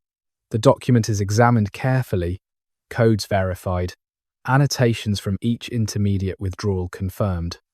Within an hour, he receives pounds sterling equivalent to his original deposit, minus the accumulated fees. The entire fortune has travelled thousands of miles, as nothing more than marks on parchment, arriving intact despite pirates, brigands, and the hazards of medieval travel. The Horns of Hattin, July 4th, 1187 AD. The sun rises over the twin peaks, called the Horns of Hattin, like the eye of an angry god, already promising a day of legendary heat. 20,000 Christian soldiers, including 230 Templar knights, stand in battle formation on a waterless plateau, their tongues already swelling with thirst. Before them, Saladin's army controls every water source, every escape route, every hope of survival. The greatest military disaster in crusading history is about to unfold, and the Templars will play a central role in both the catastrophe and the heroism that follows. The march to Hattin began with an argument that split the Christian leadership. Gerard de Riedefort, the Templar Grand Master, burns with desire for battle. His motivations are complex, personal, almost petty. Years ago, Saladin's predecessor refused him a bride he'd been promised. That slight festers like an untreated wound, poisoning his judgment. When King Guy of Jerusalem wavers between attacking and defending, Gerard throws the Templars' considerable influence behind aggression. Are we cowards? Gerard demands in the War Council. Shall we let the infidel mock us while we cower behind walls? He produces Templar gold, 30,000 bezants from Henry II of England, meant for defence, and throws it at the king's feet. The temple will finance this campaign. God wills it. His words shame cautious voices into silence. The army will march into Saladin's trap, lured by Gerard's pride, disguised as piety. The Christian army departs Sephoria on July 3rd, marching through waterless terrain in full armour under the Palestinian summer sun.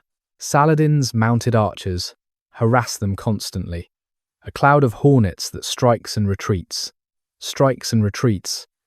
The Templars guard the rear, the position of greatest danger, absorbing arrows that find gaps in armour, that wound horses, that slow the march to a crawl. By evening, the army has covered barely 6 miles.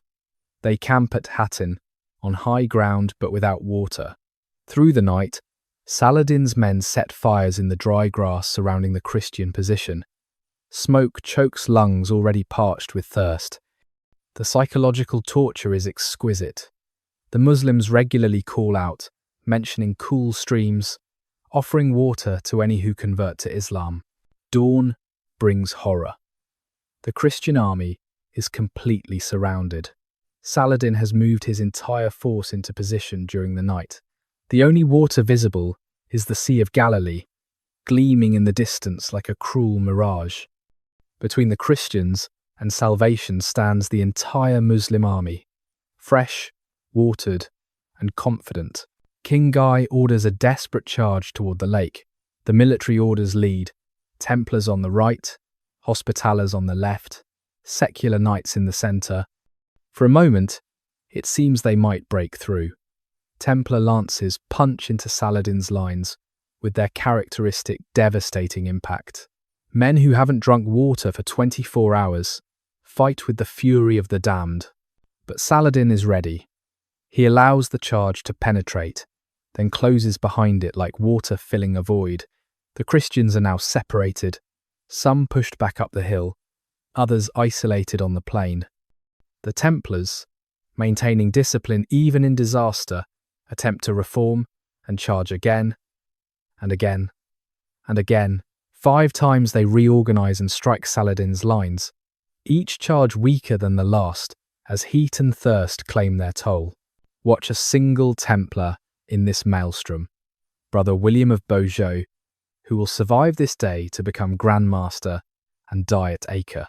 His horse is dead, shot with a dozen arrows.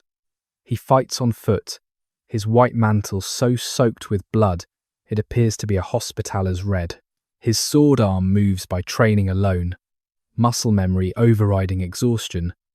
Around him, brothers fall not just to Muslim swords but to simple collapse, their bodies shutting down from heat and dehydration. The end comes with terrible swiftness. King Guy's tent falls, the signal of surrender. Most of the Christian army throws down weapons, preferring slavery to death. But the Templars don't surrender.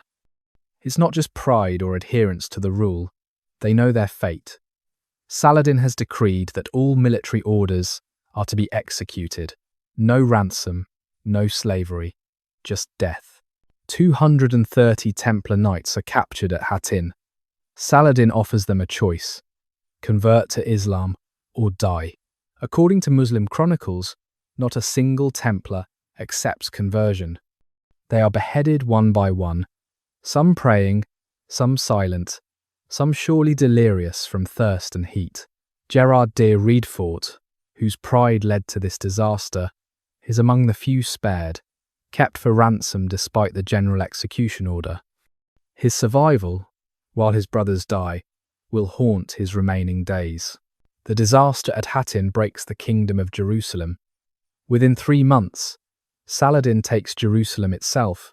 The Templars lose their headquarters on the Temple Mount. Their original reason for existence. Castle after castle falls, each one representing decades of construction and centuries of planned defense.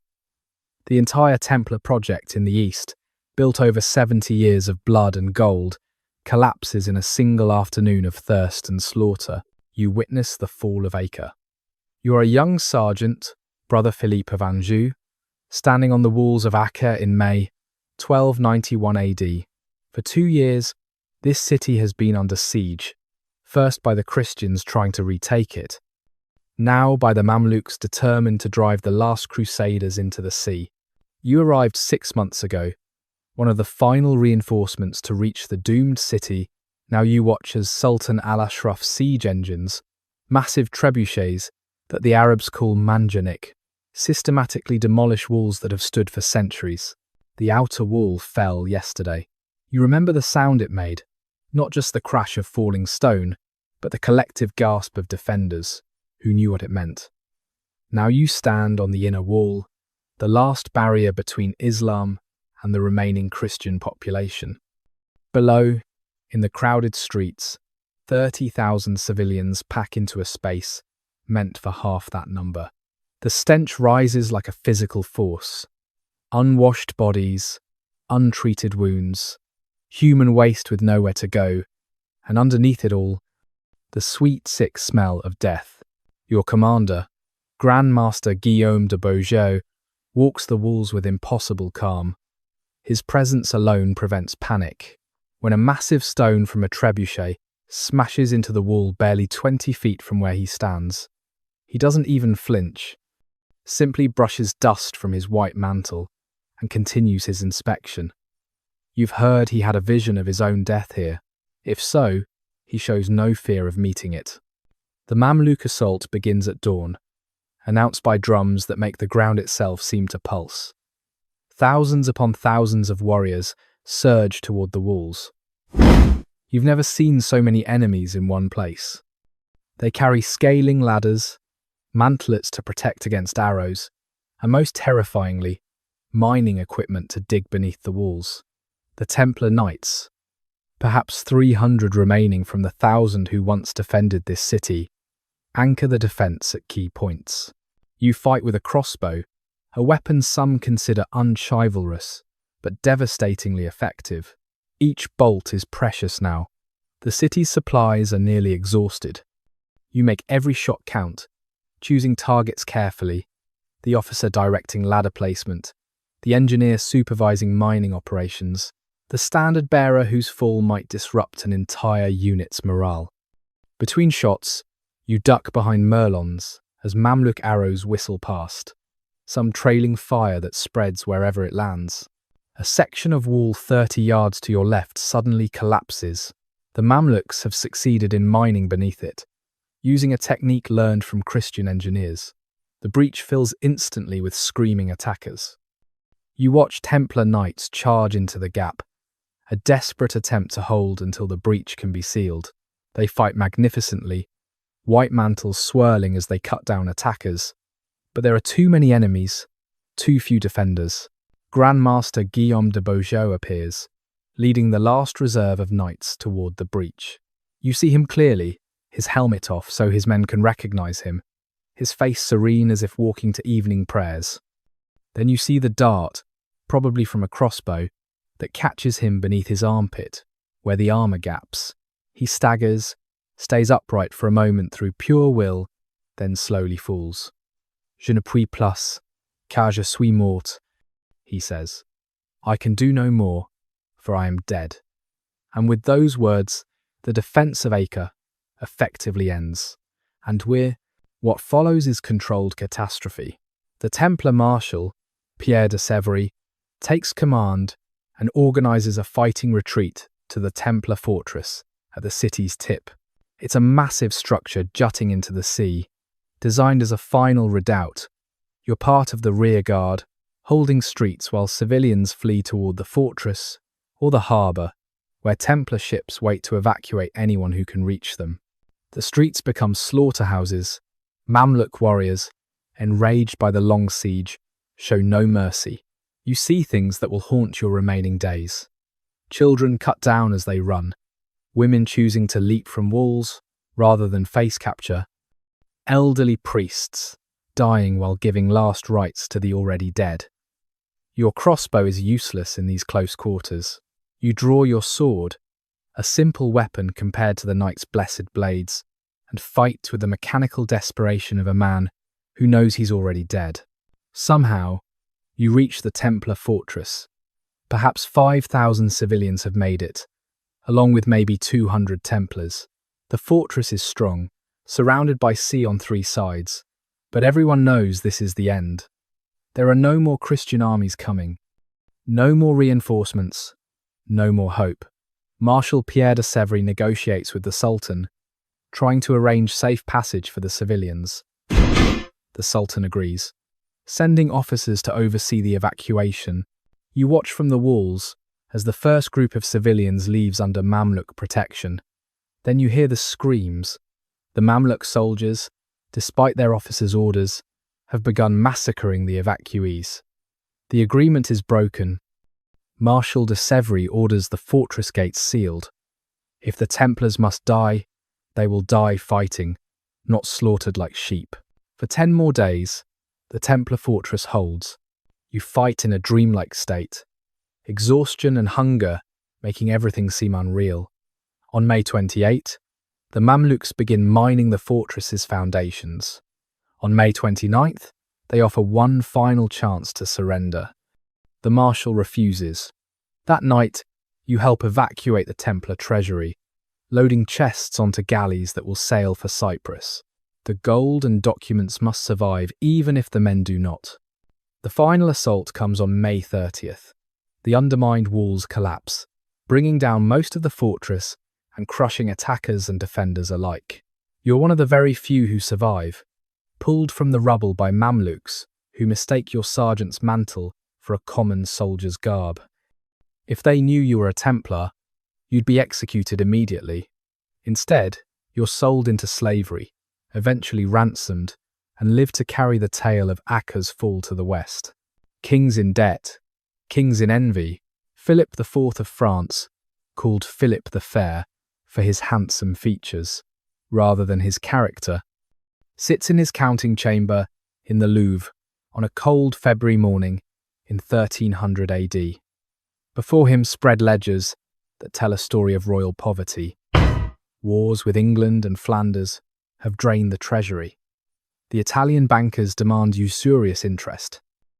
The Jews have been expelled and their wealth confiscated. But it wasn't enough. The kingdom that should be Christendom's richest is essentially bankrupt. His treasurer, Guillaume de Nogaret, a lawyer whose grandfather was burned as a heretic, presents options. They could debase the coinage again, adding base metal to gold and silver, but merchants are already suspicious. They could levy new taxes, but the nobility grows restless, and the commons can bear no more. They could default on loans, but that would destroy royal credit forever. Or Nogaret produces another ledger, this one detailing royal debts to the Knights Templar. The numbers are staggering.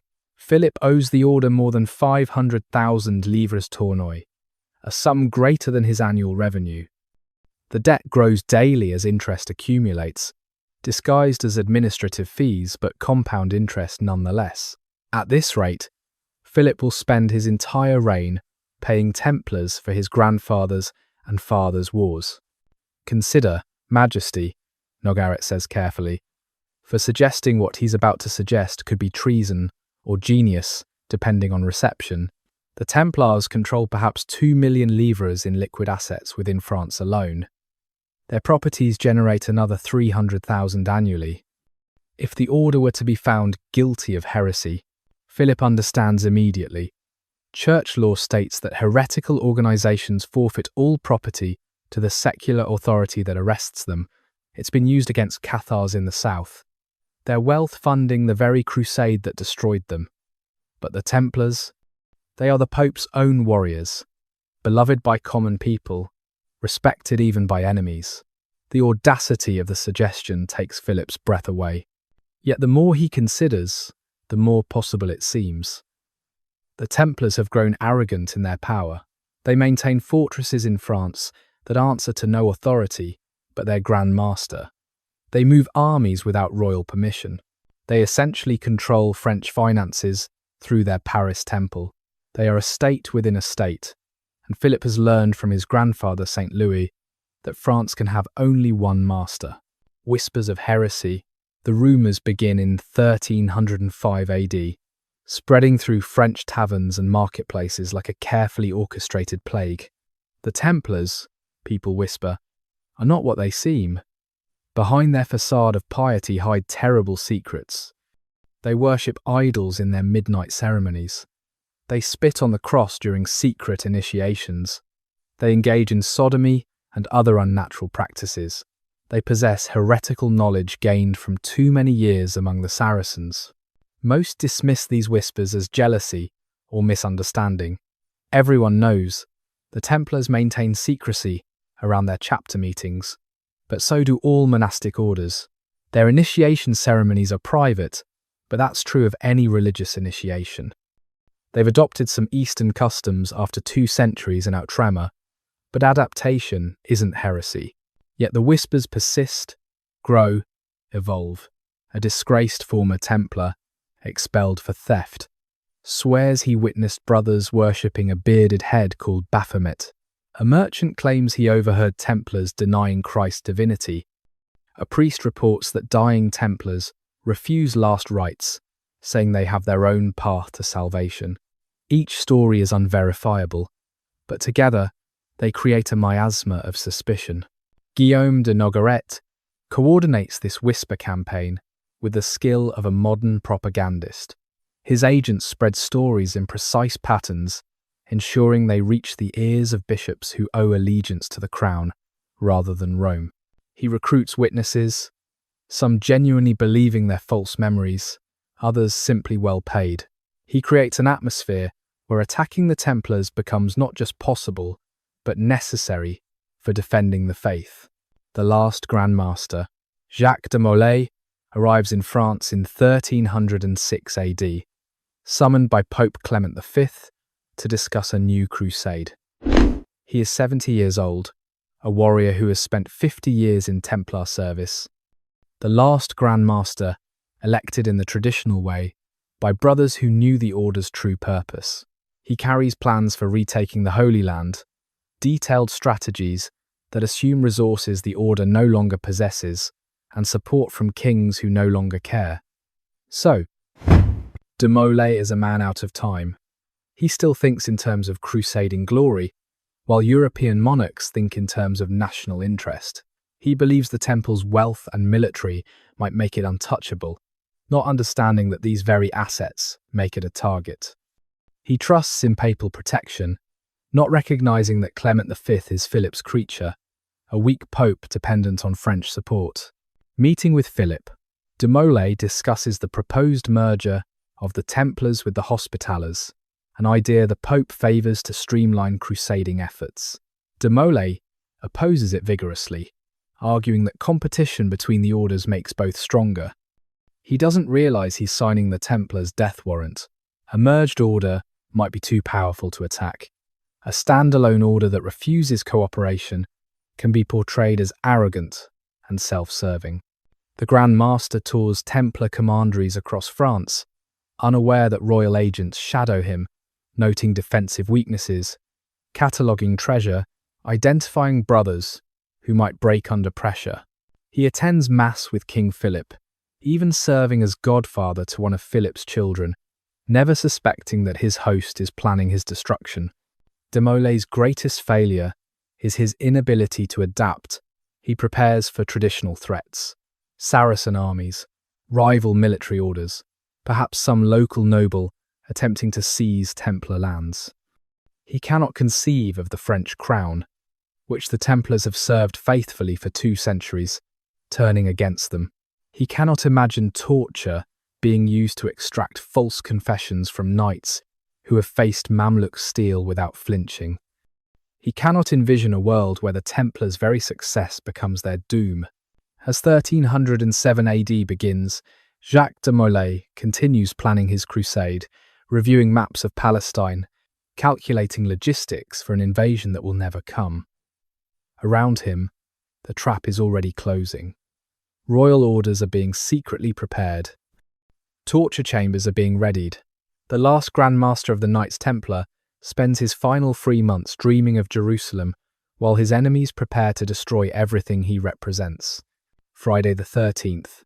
Dawn breaks grey and cold over France on October 13th, 1307 AD. In commanderies from Normandy to Provence, Templar brothers rise for matins prayers, as they have for nearly 2 centuries. They don't know that sealed orders have been delivered to every bailiff, seneschal, and royal officer in the kingdom during the night. They don't know that armed men already surround their walls. They don't know that this dawn marks the beginning of their end. The orders, opened simultaneously at first light, are explicit. All Templars within France are to be arrested immediately in the name of the Inquisition. Their property is to be seized for the crown. Resistance is to be met with deadly force. The charges are heresy, apostasy, and crimes against nature too terrible to speak aloud. The operation has been planned with military precision by Guillaume de Nogaret, who understands that the Templars' greatest weakness is their trust in law and order. At the Paris Temple, the mighty fortress that houses the royal treasury, Commander Jacques de Tours rises from morning prayers to find royal sergeants at his gates. They carry warrants sealed with Philip's own seal. The commander, assuming some misunderstanding, orders the gates opened. Why would the Templars resist legitimate authority? They are servants of Christ and crown. Surely this is all some terrible mistake that will be quickly resolved. Across France, the scene repeats with minor variations. At some commanderies, brothers are pulled from their beds. At others, they're arrested during morning meal. In Normandy, a few knights attempt resistance, barricading themselves in their tower, but they surrender when threatened with fire. The Templars, warriors who would fight to the death against Saracens, submit meekly to arrest by Christian authorities. The efficiency is breathtaking. By sunset, nearly 5,000 Templars are in custody, from the Grand Master to the lowest servant brother. An organisation that controlled fortresses from Scotland to Cyprus, that commanded armies and fleets, that managed the wealth of kingdoms, has been destroyed in a single day. No warning reached them. No brother escaped to alert others. The coordination required suggests weeks, perhaps months, of preparation conducted in absolute secrecy. Philip's genius lies not just in the arrests, but in their justification. By charging heresy, rather than treason or financial crimes, he places the matter under ecclesiastical jurisdiction while maintaining secular control of prisoners and property. The Pope, weak Clement V residing in Avignon under French protection, is presented with a fait accompli. To protest would seem to defend heresy. To acquiesce validates Philip's action. The charges themselves are crafted to horrify and titillate in equal measure. The Templars supposedly worship an idol called Baphomet, sometimes described as a bearded head, sometimes as a cat, sometimes as a demon with multiple faces. They allegedly deny Christ during their initiations, spitting on crucifixes and trampling crosses. They supposedly engage in obscene kisses and sodomy as part of their ceremonies.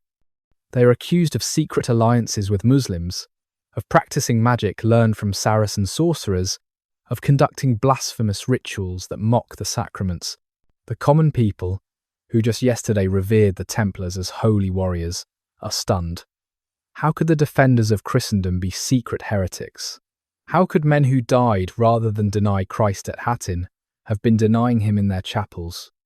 Yet the charges are so specific, so detailed, so universally proclaimed that doubt creeps in.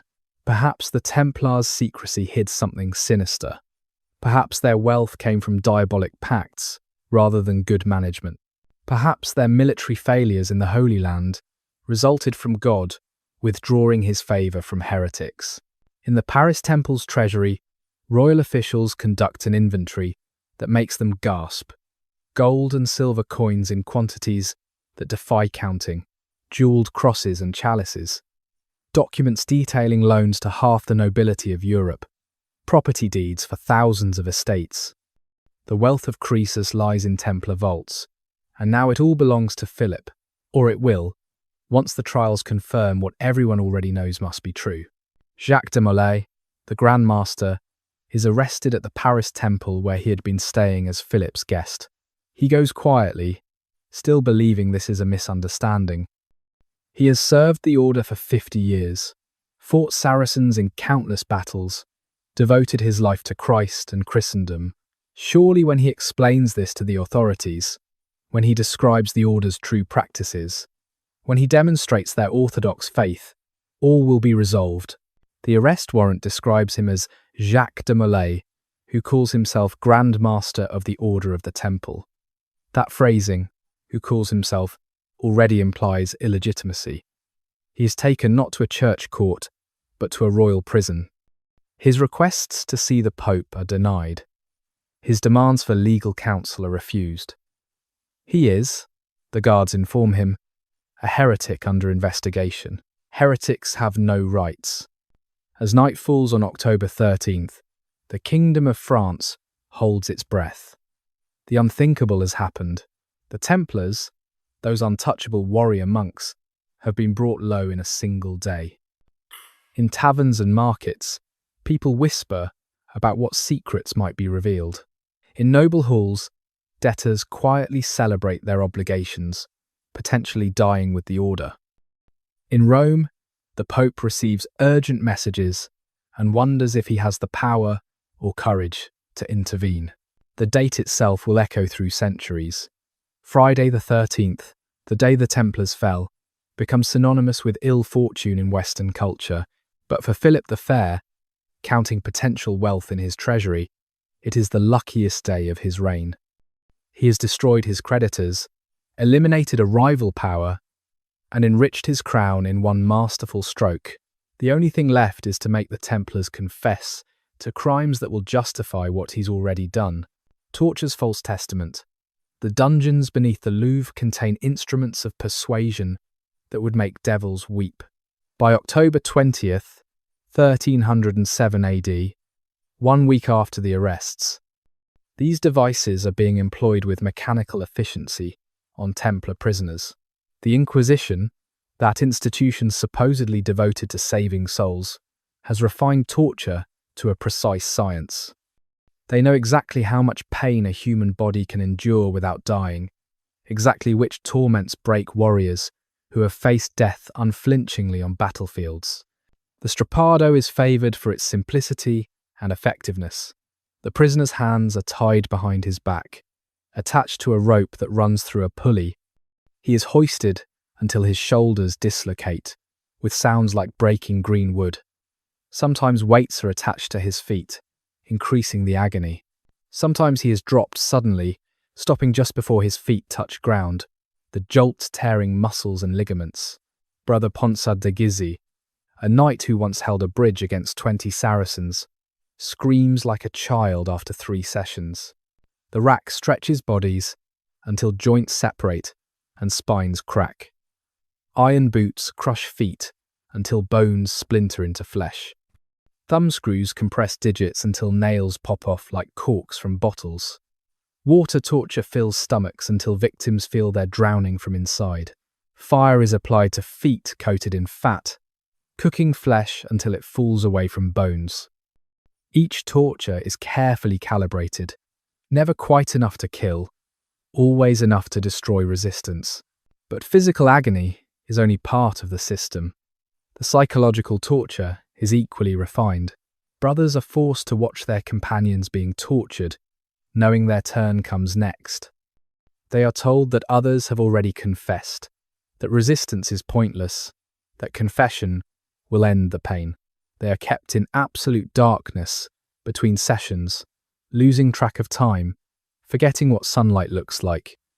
They are denied food until hunger becomes another form of torment, denied water until they would sell their souls for a single drop. The confessions begin within days. Yes, they denied Christ during initiations. Yes, they spat on crosses. Yes, they worshipped an idol. Yes, they engaged in obscene practices. The confessions are remarkably uniform, following a script provided by the interrogators. When brothers try to deviate, to explain or qualify, The torture resumes until they return to the prescribed text. The inquisitors aren't seeking truth. They're manufacturing evidence. Consider Brother Gerard de Passing, a sergeant who spent 20 years fighting in Outremer under torture. He confesses to denying Christ 3 times during his initiation. When asked why he remained in an heretical order, he says he was afraid to leave. When asked about the idol, he describes it exactly as his torturer suggests. His confession is recorded by a notary who carefully omits any mention of the torture that produced it. Jacques de Molay himself confesses on October 24th, just 11 days after his arrest. The Grand Master of the Knights Templar, a man who has devoted 50 years to defending Christianity, admits to denying Christ and spitting on a cross during his initiation. His confession is particularly valuable, for if the Grand Master is guilty, how can lesser brothers be innocent? Philip immediately publicizes this confession, sending copies to every court in Europe. Yet some brothers resist despite everything. Brother Aymeric de Villiers-le-Duc endures the rack 4 times without confessing. His interrogators note with frustration that he seems to welcome pain, treating it as martyrdom. Brother Guillaume de Liège dies under torture rather than confess. His last words are prayer for his tormentors' souls. These resistors are problems, their defiance potentially undermining the entire narrative. They are quietly disappeared, their names erased from records. The inquisitors face a delicate balance. They need confessions dramatic enough to justify the arrests, but not so outlandish that they invite skepticism. The charge of worshipping a cat is quietly dropped, when even sympathetic bishops find it ridiculous. The allegations of Muslim alliance are de-emphasized when someone points out that the Templars spent 2 centuries fighting Muslims. The focus narrows to denial of Christ, spitting on crosses, and irregular absolution practices, charges that are shocking but believable. By December 1307, the Inquisition has extracted confessions from hundreds of Templars. The documents are collected, copied, distributed as proof of guilt. No mention is made of the torture that produced them. The confessions are presented as voluntary, spontaneous, motivated by guilty conscience. Some brothers who confessed are paraded before assemblies to repeat their admissions publicly, their broken bodies hidden beneath robes, their trembling attributed to shame rather than trauma. You stand in the court of lies. You are Brother Michel de Gonneville, and you stand in the great hall of the Bishop of Paris on a cold morning in November 1309 AD. Your legs barely support you. The muscles torn during your 5th session on the rack 2 years ago never properly healed. Your left hand is a claw, the fingers broken individually until you confess to crimes you never committed. Yet you stand, because sitting is not permitted for accused heretics. And you have been standing in courts like this for 2 years now, watching justice itself tortured into shapes as twisted as your fingers. The hall is packed with observers, nobles who owe the Templars money and pray for conviction, clergy who covet Templar properties, common folk drawn by the spectacle of fallen heroes. You recognize faces in the crowd, people you once protected on the dangerous roads to Jerusalem, merchants whose fortunes you safeguarded, priests whose churches receive Templar charity. Now they look at you with disgust, fear, or worst of all, pity. The prosecutor, a Dominican whose name you've never learned, reads your confession in a voice that drips false sorrow. According to this document, you denied Christ 3 times during your reception into the order. You spat upon a crucifix. You were told that the Grand Master could absolve you of sins, usurping a power that belongs only to ordained priests. You exchanged obscene kisses with your initiator. Every word is a lie extracted through agony, but your signature at the bottom makes it legal truth. You want to recant. God knows you want to stand up and declare your innocence, describe the torture, reveal the truth. But you know what happens to those who recant. Brother Ponsard tried it last month. He was declared a relapsed heretic and burned immediately, the flames ending his screams within minutes while the crowd cheered, At least those who maintain their forced confessions might receive life imprisonment instead of death.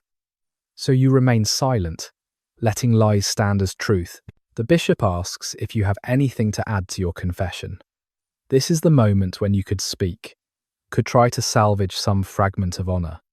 You open your mouth, and for a moment the hall holds its breath.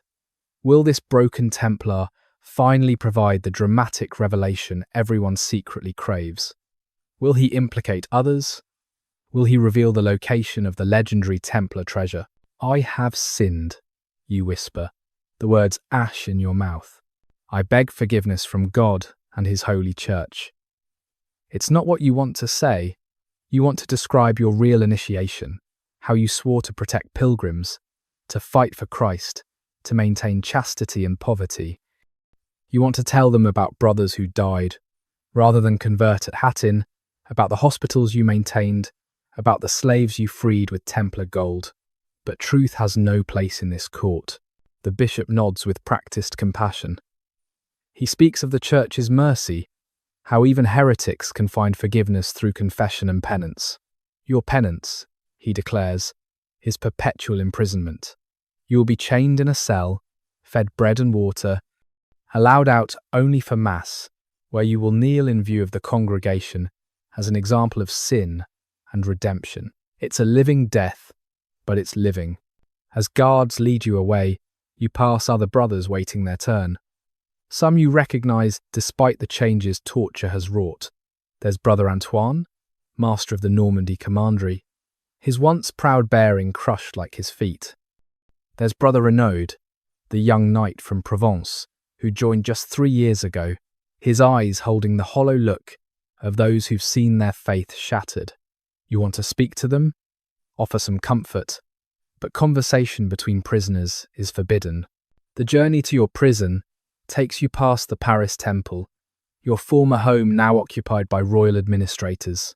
Through the wagon's bars, you see them loading Templar treasure onto carts bound for Philip's treasury.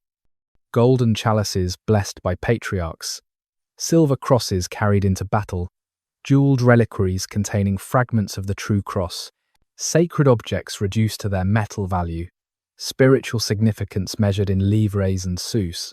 You remember your last free day in this building. October 12th, 1307. You attended Compline prayers, discussed the next day's duties with your sergeant, went to sleep expecting tomorrow to be like every tomorrow for 20 years. You had no warning, no premonition. The order that seemed eternal ended between one heartbeat and the next. Your prison cell is a stone box barely long enough to lie down in. Light enters through a slit too narrow for a man's hand. The chains are heavy enough that lifting your arms exhausts you within seconds. This is where you will spend your remaining years, however many God grants or inflicts. You try to pray, but the words feel hollow. How can you pray to a God who allowed his warriors to be destroyed by lies? How can you maintain faith when faith itself has been tortured into heresy? Yet habit is stronger than despair. When the bells ring for vespers, your lips move in the familiar Latin. When darkness falls, you whisper compline prayers into the stone. You are still a Templar, even if the order is dead. You still believe, even if belief brought you to this cell. You still hope, though you cannot say for what. Perhaps that is enough. Perhaps that is all that's left. The Pope's dilemma. Pope Clement V sits in his palace at Avignon in March 1309 AD, surrounded by luxury that mocks his powerlessness. Silk tapestries depicting St. Peter receiving the keys of heaven hang on walls that imprison him as surely as any dungeon. He is Christ's vicar on earth, supreme pontiff of the Catholic Church, and he is terrified of Philip the Fair of France. The documents before him detail the Templars' confessions, hundreds of brothers admitting to heresy, apostasy, obscenity. If even half are true, the order is irredeemably corrupt. Yet Clement knows how these confessions were obtained. His own investigators report torture so severe that brothers would confess to murdering God himself to stop the pain. But what can he do? Philip has the prisoners, the evidence, the military might to enforce his will. Clement owes his papal throne to Philip. When the previous pope died, Philip's influence secured Clement's election. The price was moving the papal court from Rome to Avignon, where French troops can reach it within days.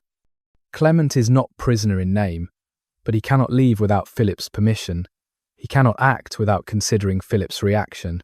He is the shepherd of all Christendom, reduced to a French king's chaplain. Cardinals arrive daily with conflicting advice. The Spanish cardinals urge him to defend the Templars, pointing out that Templar confessions in Spain, obtained without torture, proclaim complete innocence. The Italian cardinals worry about precedent.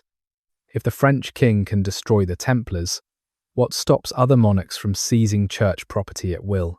The French cardinals, understanding political reality, counsel cooperation with Philip. Yet Clement cannot simply abandon the Templars.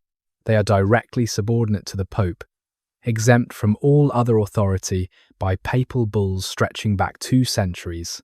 If he allows their destruction without protest, he acknowledges that papal protection means nothing.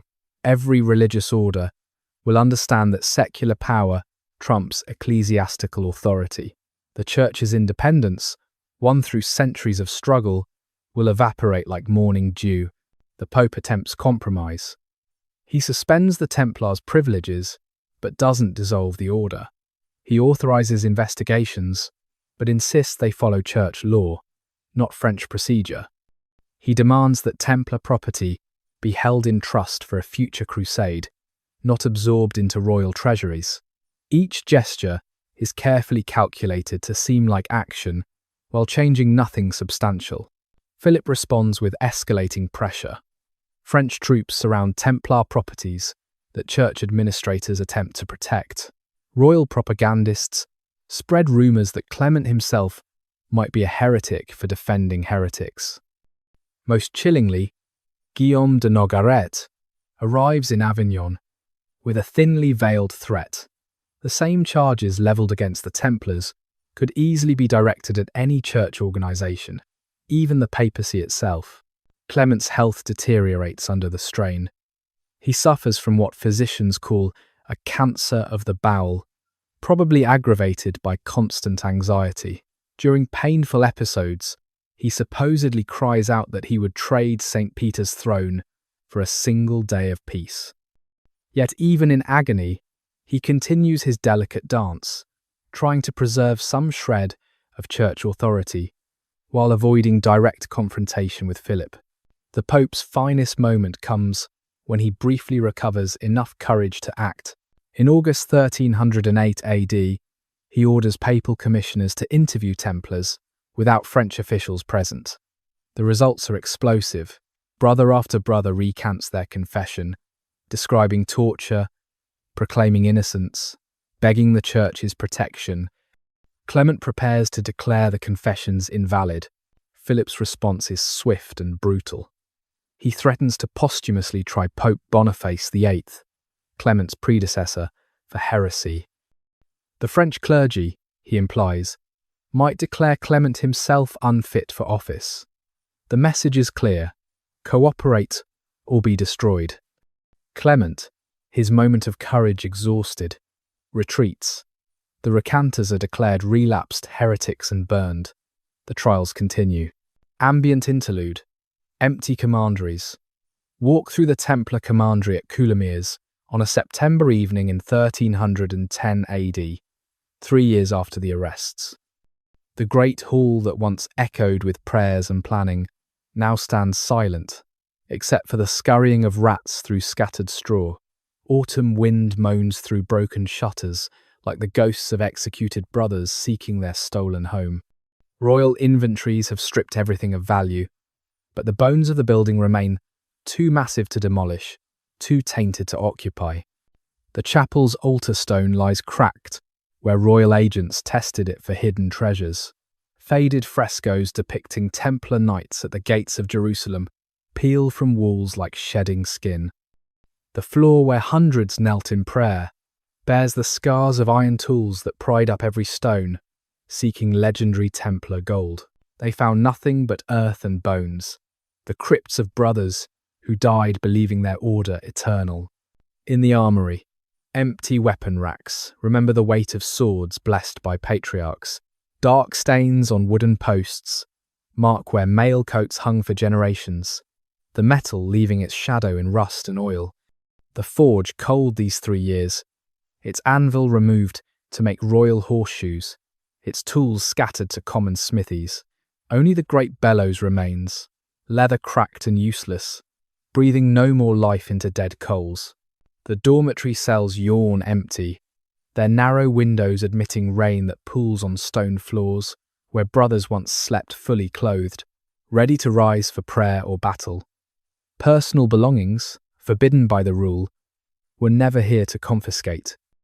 Just empty spaces that held men who owned nothing personally, everything communally, and now nothing at all.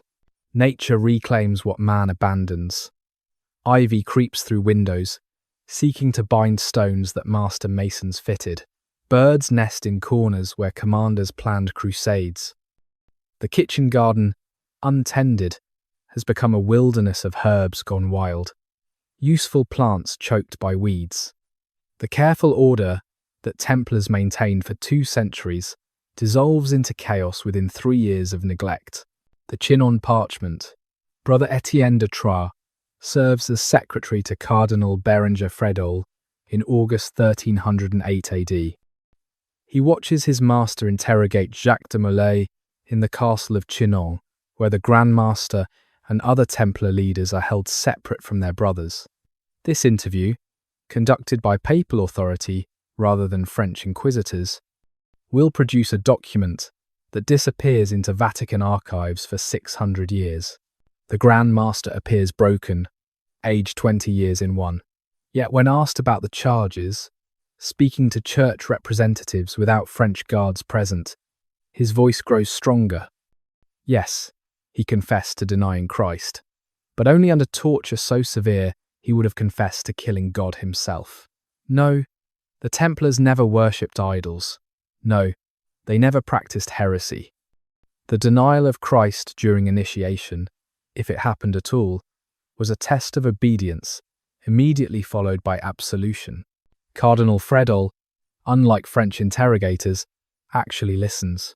He asks about Templar practices, beliefs, rituals. De Molay describes an order devoted to protecting pilgrims, fighting Saracens, maintaining the holy places. He speaks of brothers who died, rather than convert at Hattin, of hospitals that treated anyone regardless of faith, of slaves freed with Templar gold. His words paint a picture completely at odds with Philip's narrative. The cardinal offers absolution. If the Grand Master confesses to the Church and accepts penance, he can be reconciled, de Molay agrees, kneeling despite legs damaged by torture. He confesses not to heresy, but to cowardice, to confessing under torture rather than dying for truth. He begs forgiveness, not for denying Christ, but for allowing others to believe he denied Christ. The distinction is crucial, transforming him from heretic to weak man. Cardinal Fredol absolves Jacques de Molay and the other Templar leaders present. In the eyes of the Church, they are no longer excommunicated heretics, but reconciled Christians. The Cardinal's secretary carefully records every word, creating a document that should save the order. The Chinon parchment, as it will be known centuries later, proves that the Pope's own representatives found the Templars innocent of heresy, but the document never reaches public light. Philip's agents intercept news of the absolution. Pressure is applied. The parchment is filed away in secret Vatican archives, while the trials continue as if it never existed. Brother Etienne de Troyes, the secretary who wrote it, disappears from historical record.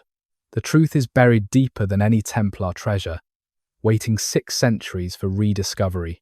Flames on the Seine, March 18th, 1314 AD.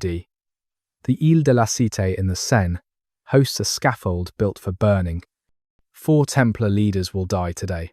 Jacques de Molay, the last Grand Master, Geoffrey de Charny, preceptor of Normandy, Hughes de Perrot, and Geoffrey de Gonneville, After 7 years of imprisonment and torture, their ordeal finally ends, though not as anyone expects. The crowd gathering is enormous. Merchants close shops, nobles abandon palace pleasures, common folk crowd every available space. This is history being written in fire. The Templars, those legendary warriors, will burn as heretics. Some come to celebrate justice, others to witness tragedy, most simply to see the spectacle. Vendors sell food and wine. Parents lift children onto shoulders. It has the atmosphere of a festival despite its grim purpose. The 4 condemned are brought from their prisons in chains that seem unnecessary given their condition. De Molay, once a powerful warrior, is a skeletal figure whose hands shake with palsy. De Charny can barely walk, his feet destroyed by torture. They are helped onto the scaffold, where cardinal priests wait to hear final confessions and offer last rites to those who accept their guilt. This is meant to be scripted theatre. The condemned will publicly confess, validating 7 years of trials. The church will demonstrate mercy, even to heretics. The crowd will witness divine justice. Philip, watching from his palace windows, will see his enemies destroyed and their destruction justified. Everything is arranged, organised, certain. Then Jacques de Molay speaks, and the script burns before the physical flames are even lit. His voice, cracked from years of imprisonment, carries across the silent crowd with surprising strength. He recants his confession. He proclaims the Templars' innocence. He declares that his only sin was lying about sins he never committed. He has been a coward, he says, but he will not die one.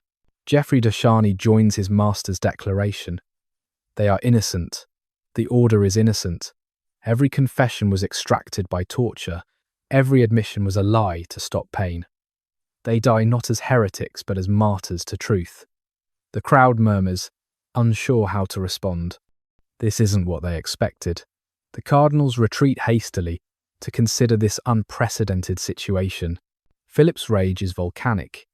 He orders the executions to proceed immediately, without further ceremony. The sudden haste seems to confirm guilt, but of whom? The condemned men are chained to stakes. Bundles of wood are piled around them. The executioner, experienced in his craft, arranges the fuel to burn slowly.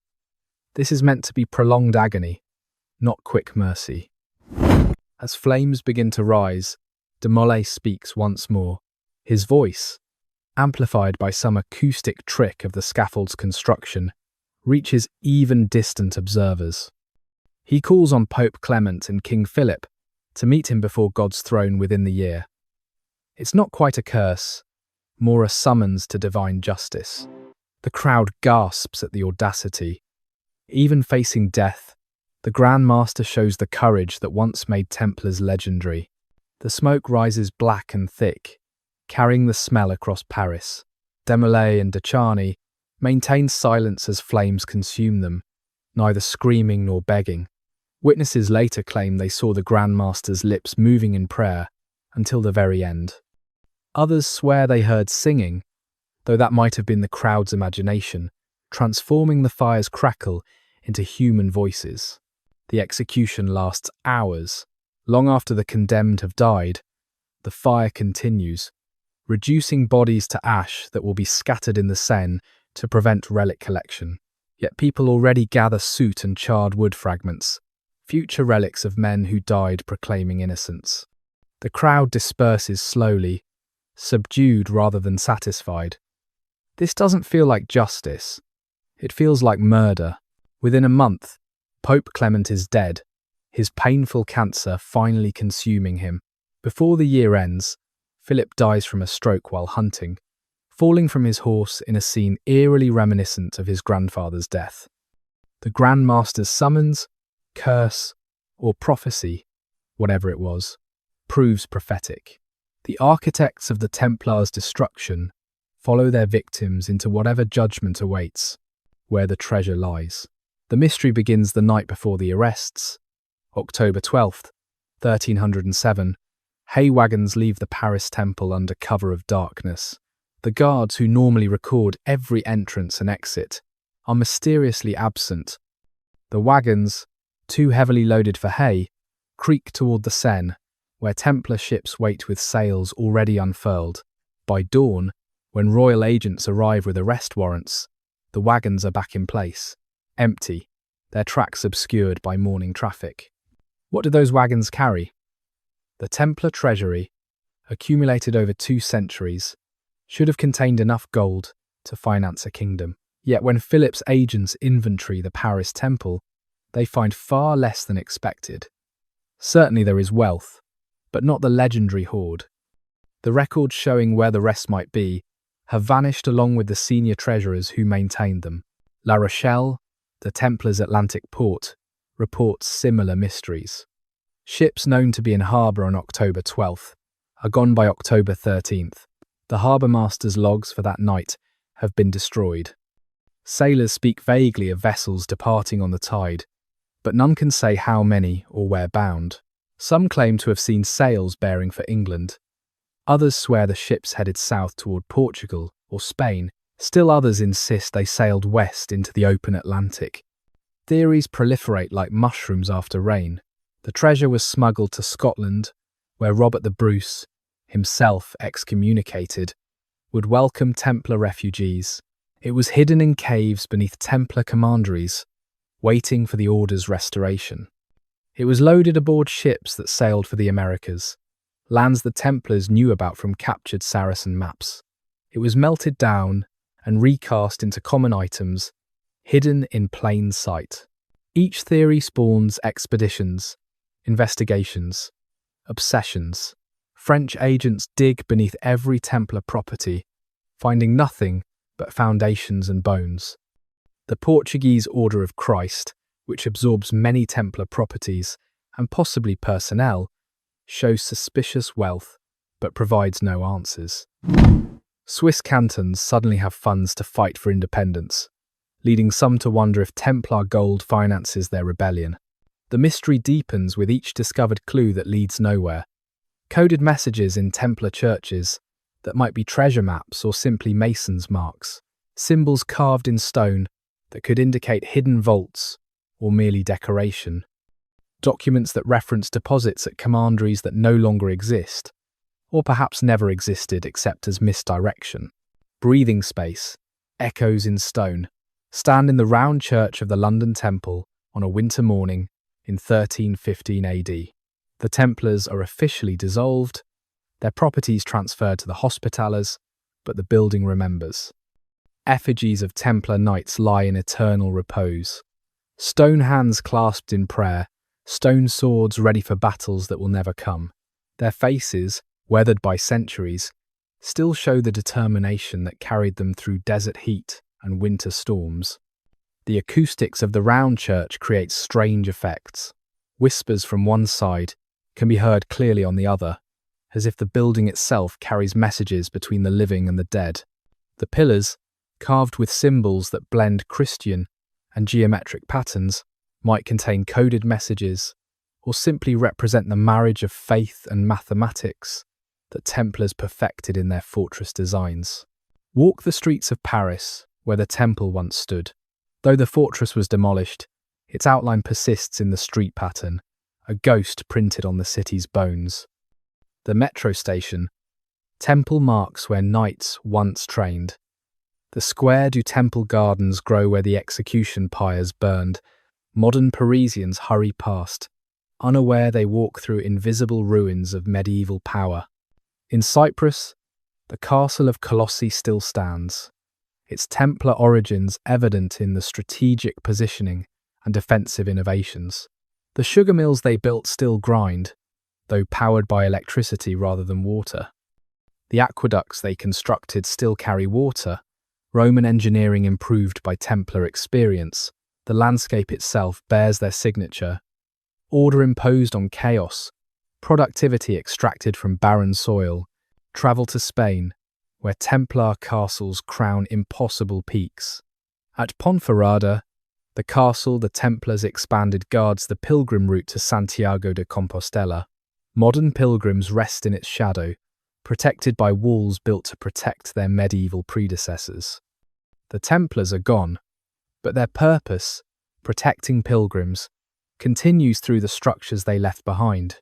From history to myth, the transformation begins almost immediately. By 1320 AD, just 6 years after de Molay's execution, stories circulate of surviving Templars forming secret societies. They meet in hidden chambers, conducting the true rituals that the order always practiced, preparing for the day when they can emerge from shadows to reclaim their heritage. These stories have no historical foundation, but they satisfy a need to believe that such power cannot simply vanish. The Freemasons, emerging publicly in the early 18th century, claim spiritual descent from the Templars. They adopt similar rituals, use comparable symbols, organize in hierarchical degrees. Whether any actual connection exists is debated endlessly, but the claimed inheritance gives Freemasons an ancient pedigree and mystical authority. The Templars become not just warriors, but keepers of arcane knowledge, builders of Solomon's Temple in both literal and allegorical senses.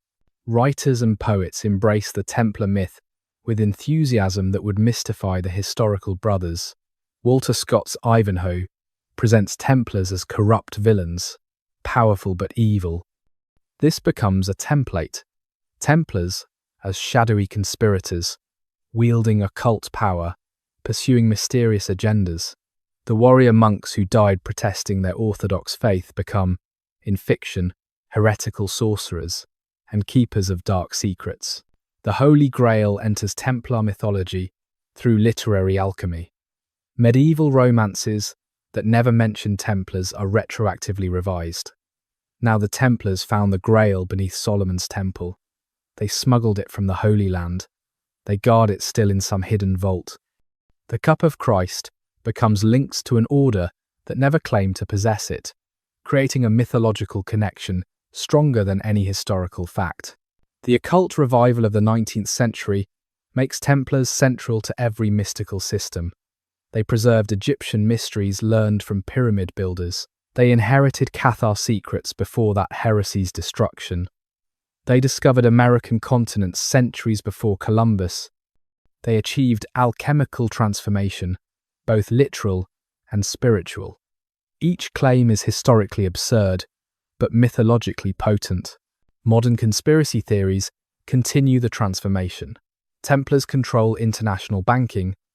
Having never really lost their financial networks, they manipulate world events from Swiss mountains or Scottish castles. They guard bloodlines of Christ, protect ancient artifacts, or plan world domination depending on which book you read. The Templars have become a blank screen onto which any fantasy can be projected. Yet perhaps this mythological transformation serves a purpose. The historical Templars were destroyed by greed and lies, but the mythical Templars are indestructible.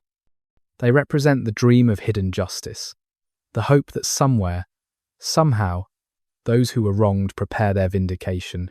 The myth might be false, but the human need it serves is real. The Templars never died.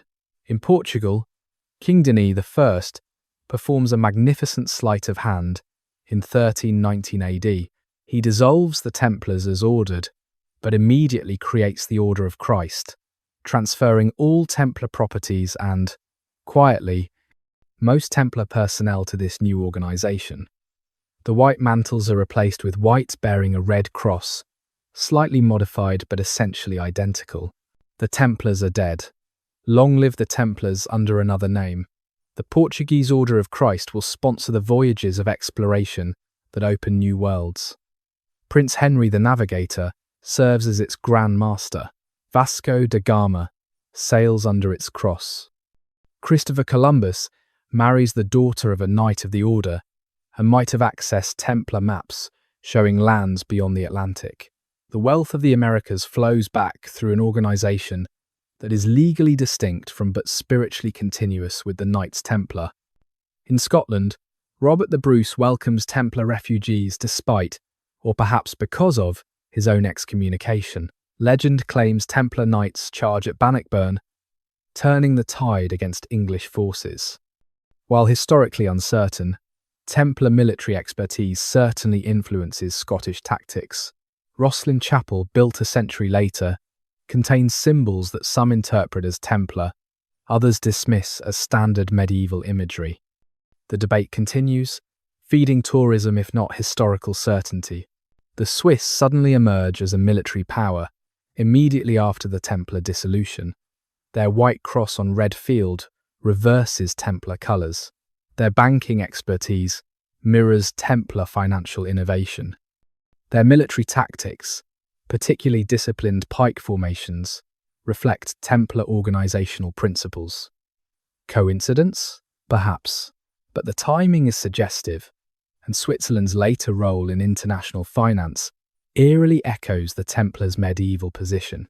Modern organisations claiming Templar succession are countless. The Sovereign Military Order of the Temple of Jerusalem, recognised by the United Nations as a non-governmental organisation, promotes charitable work.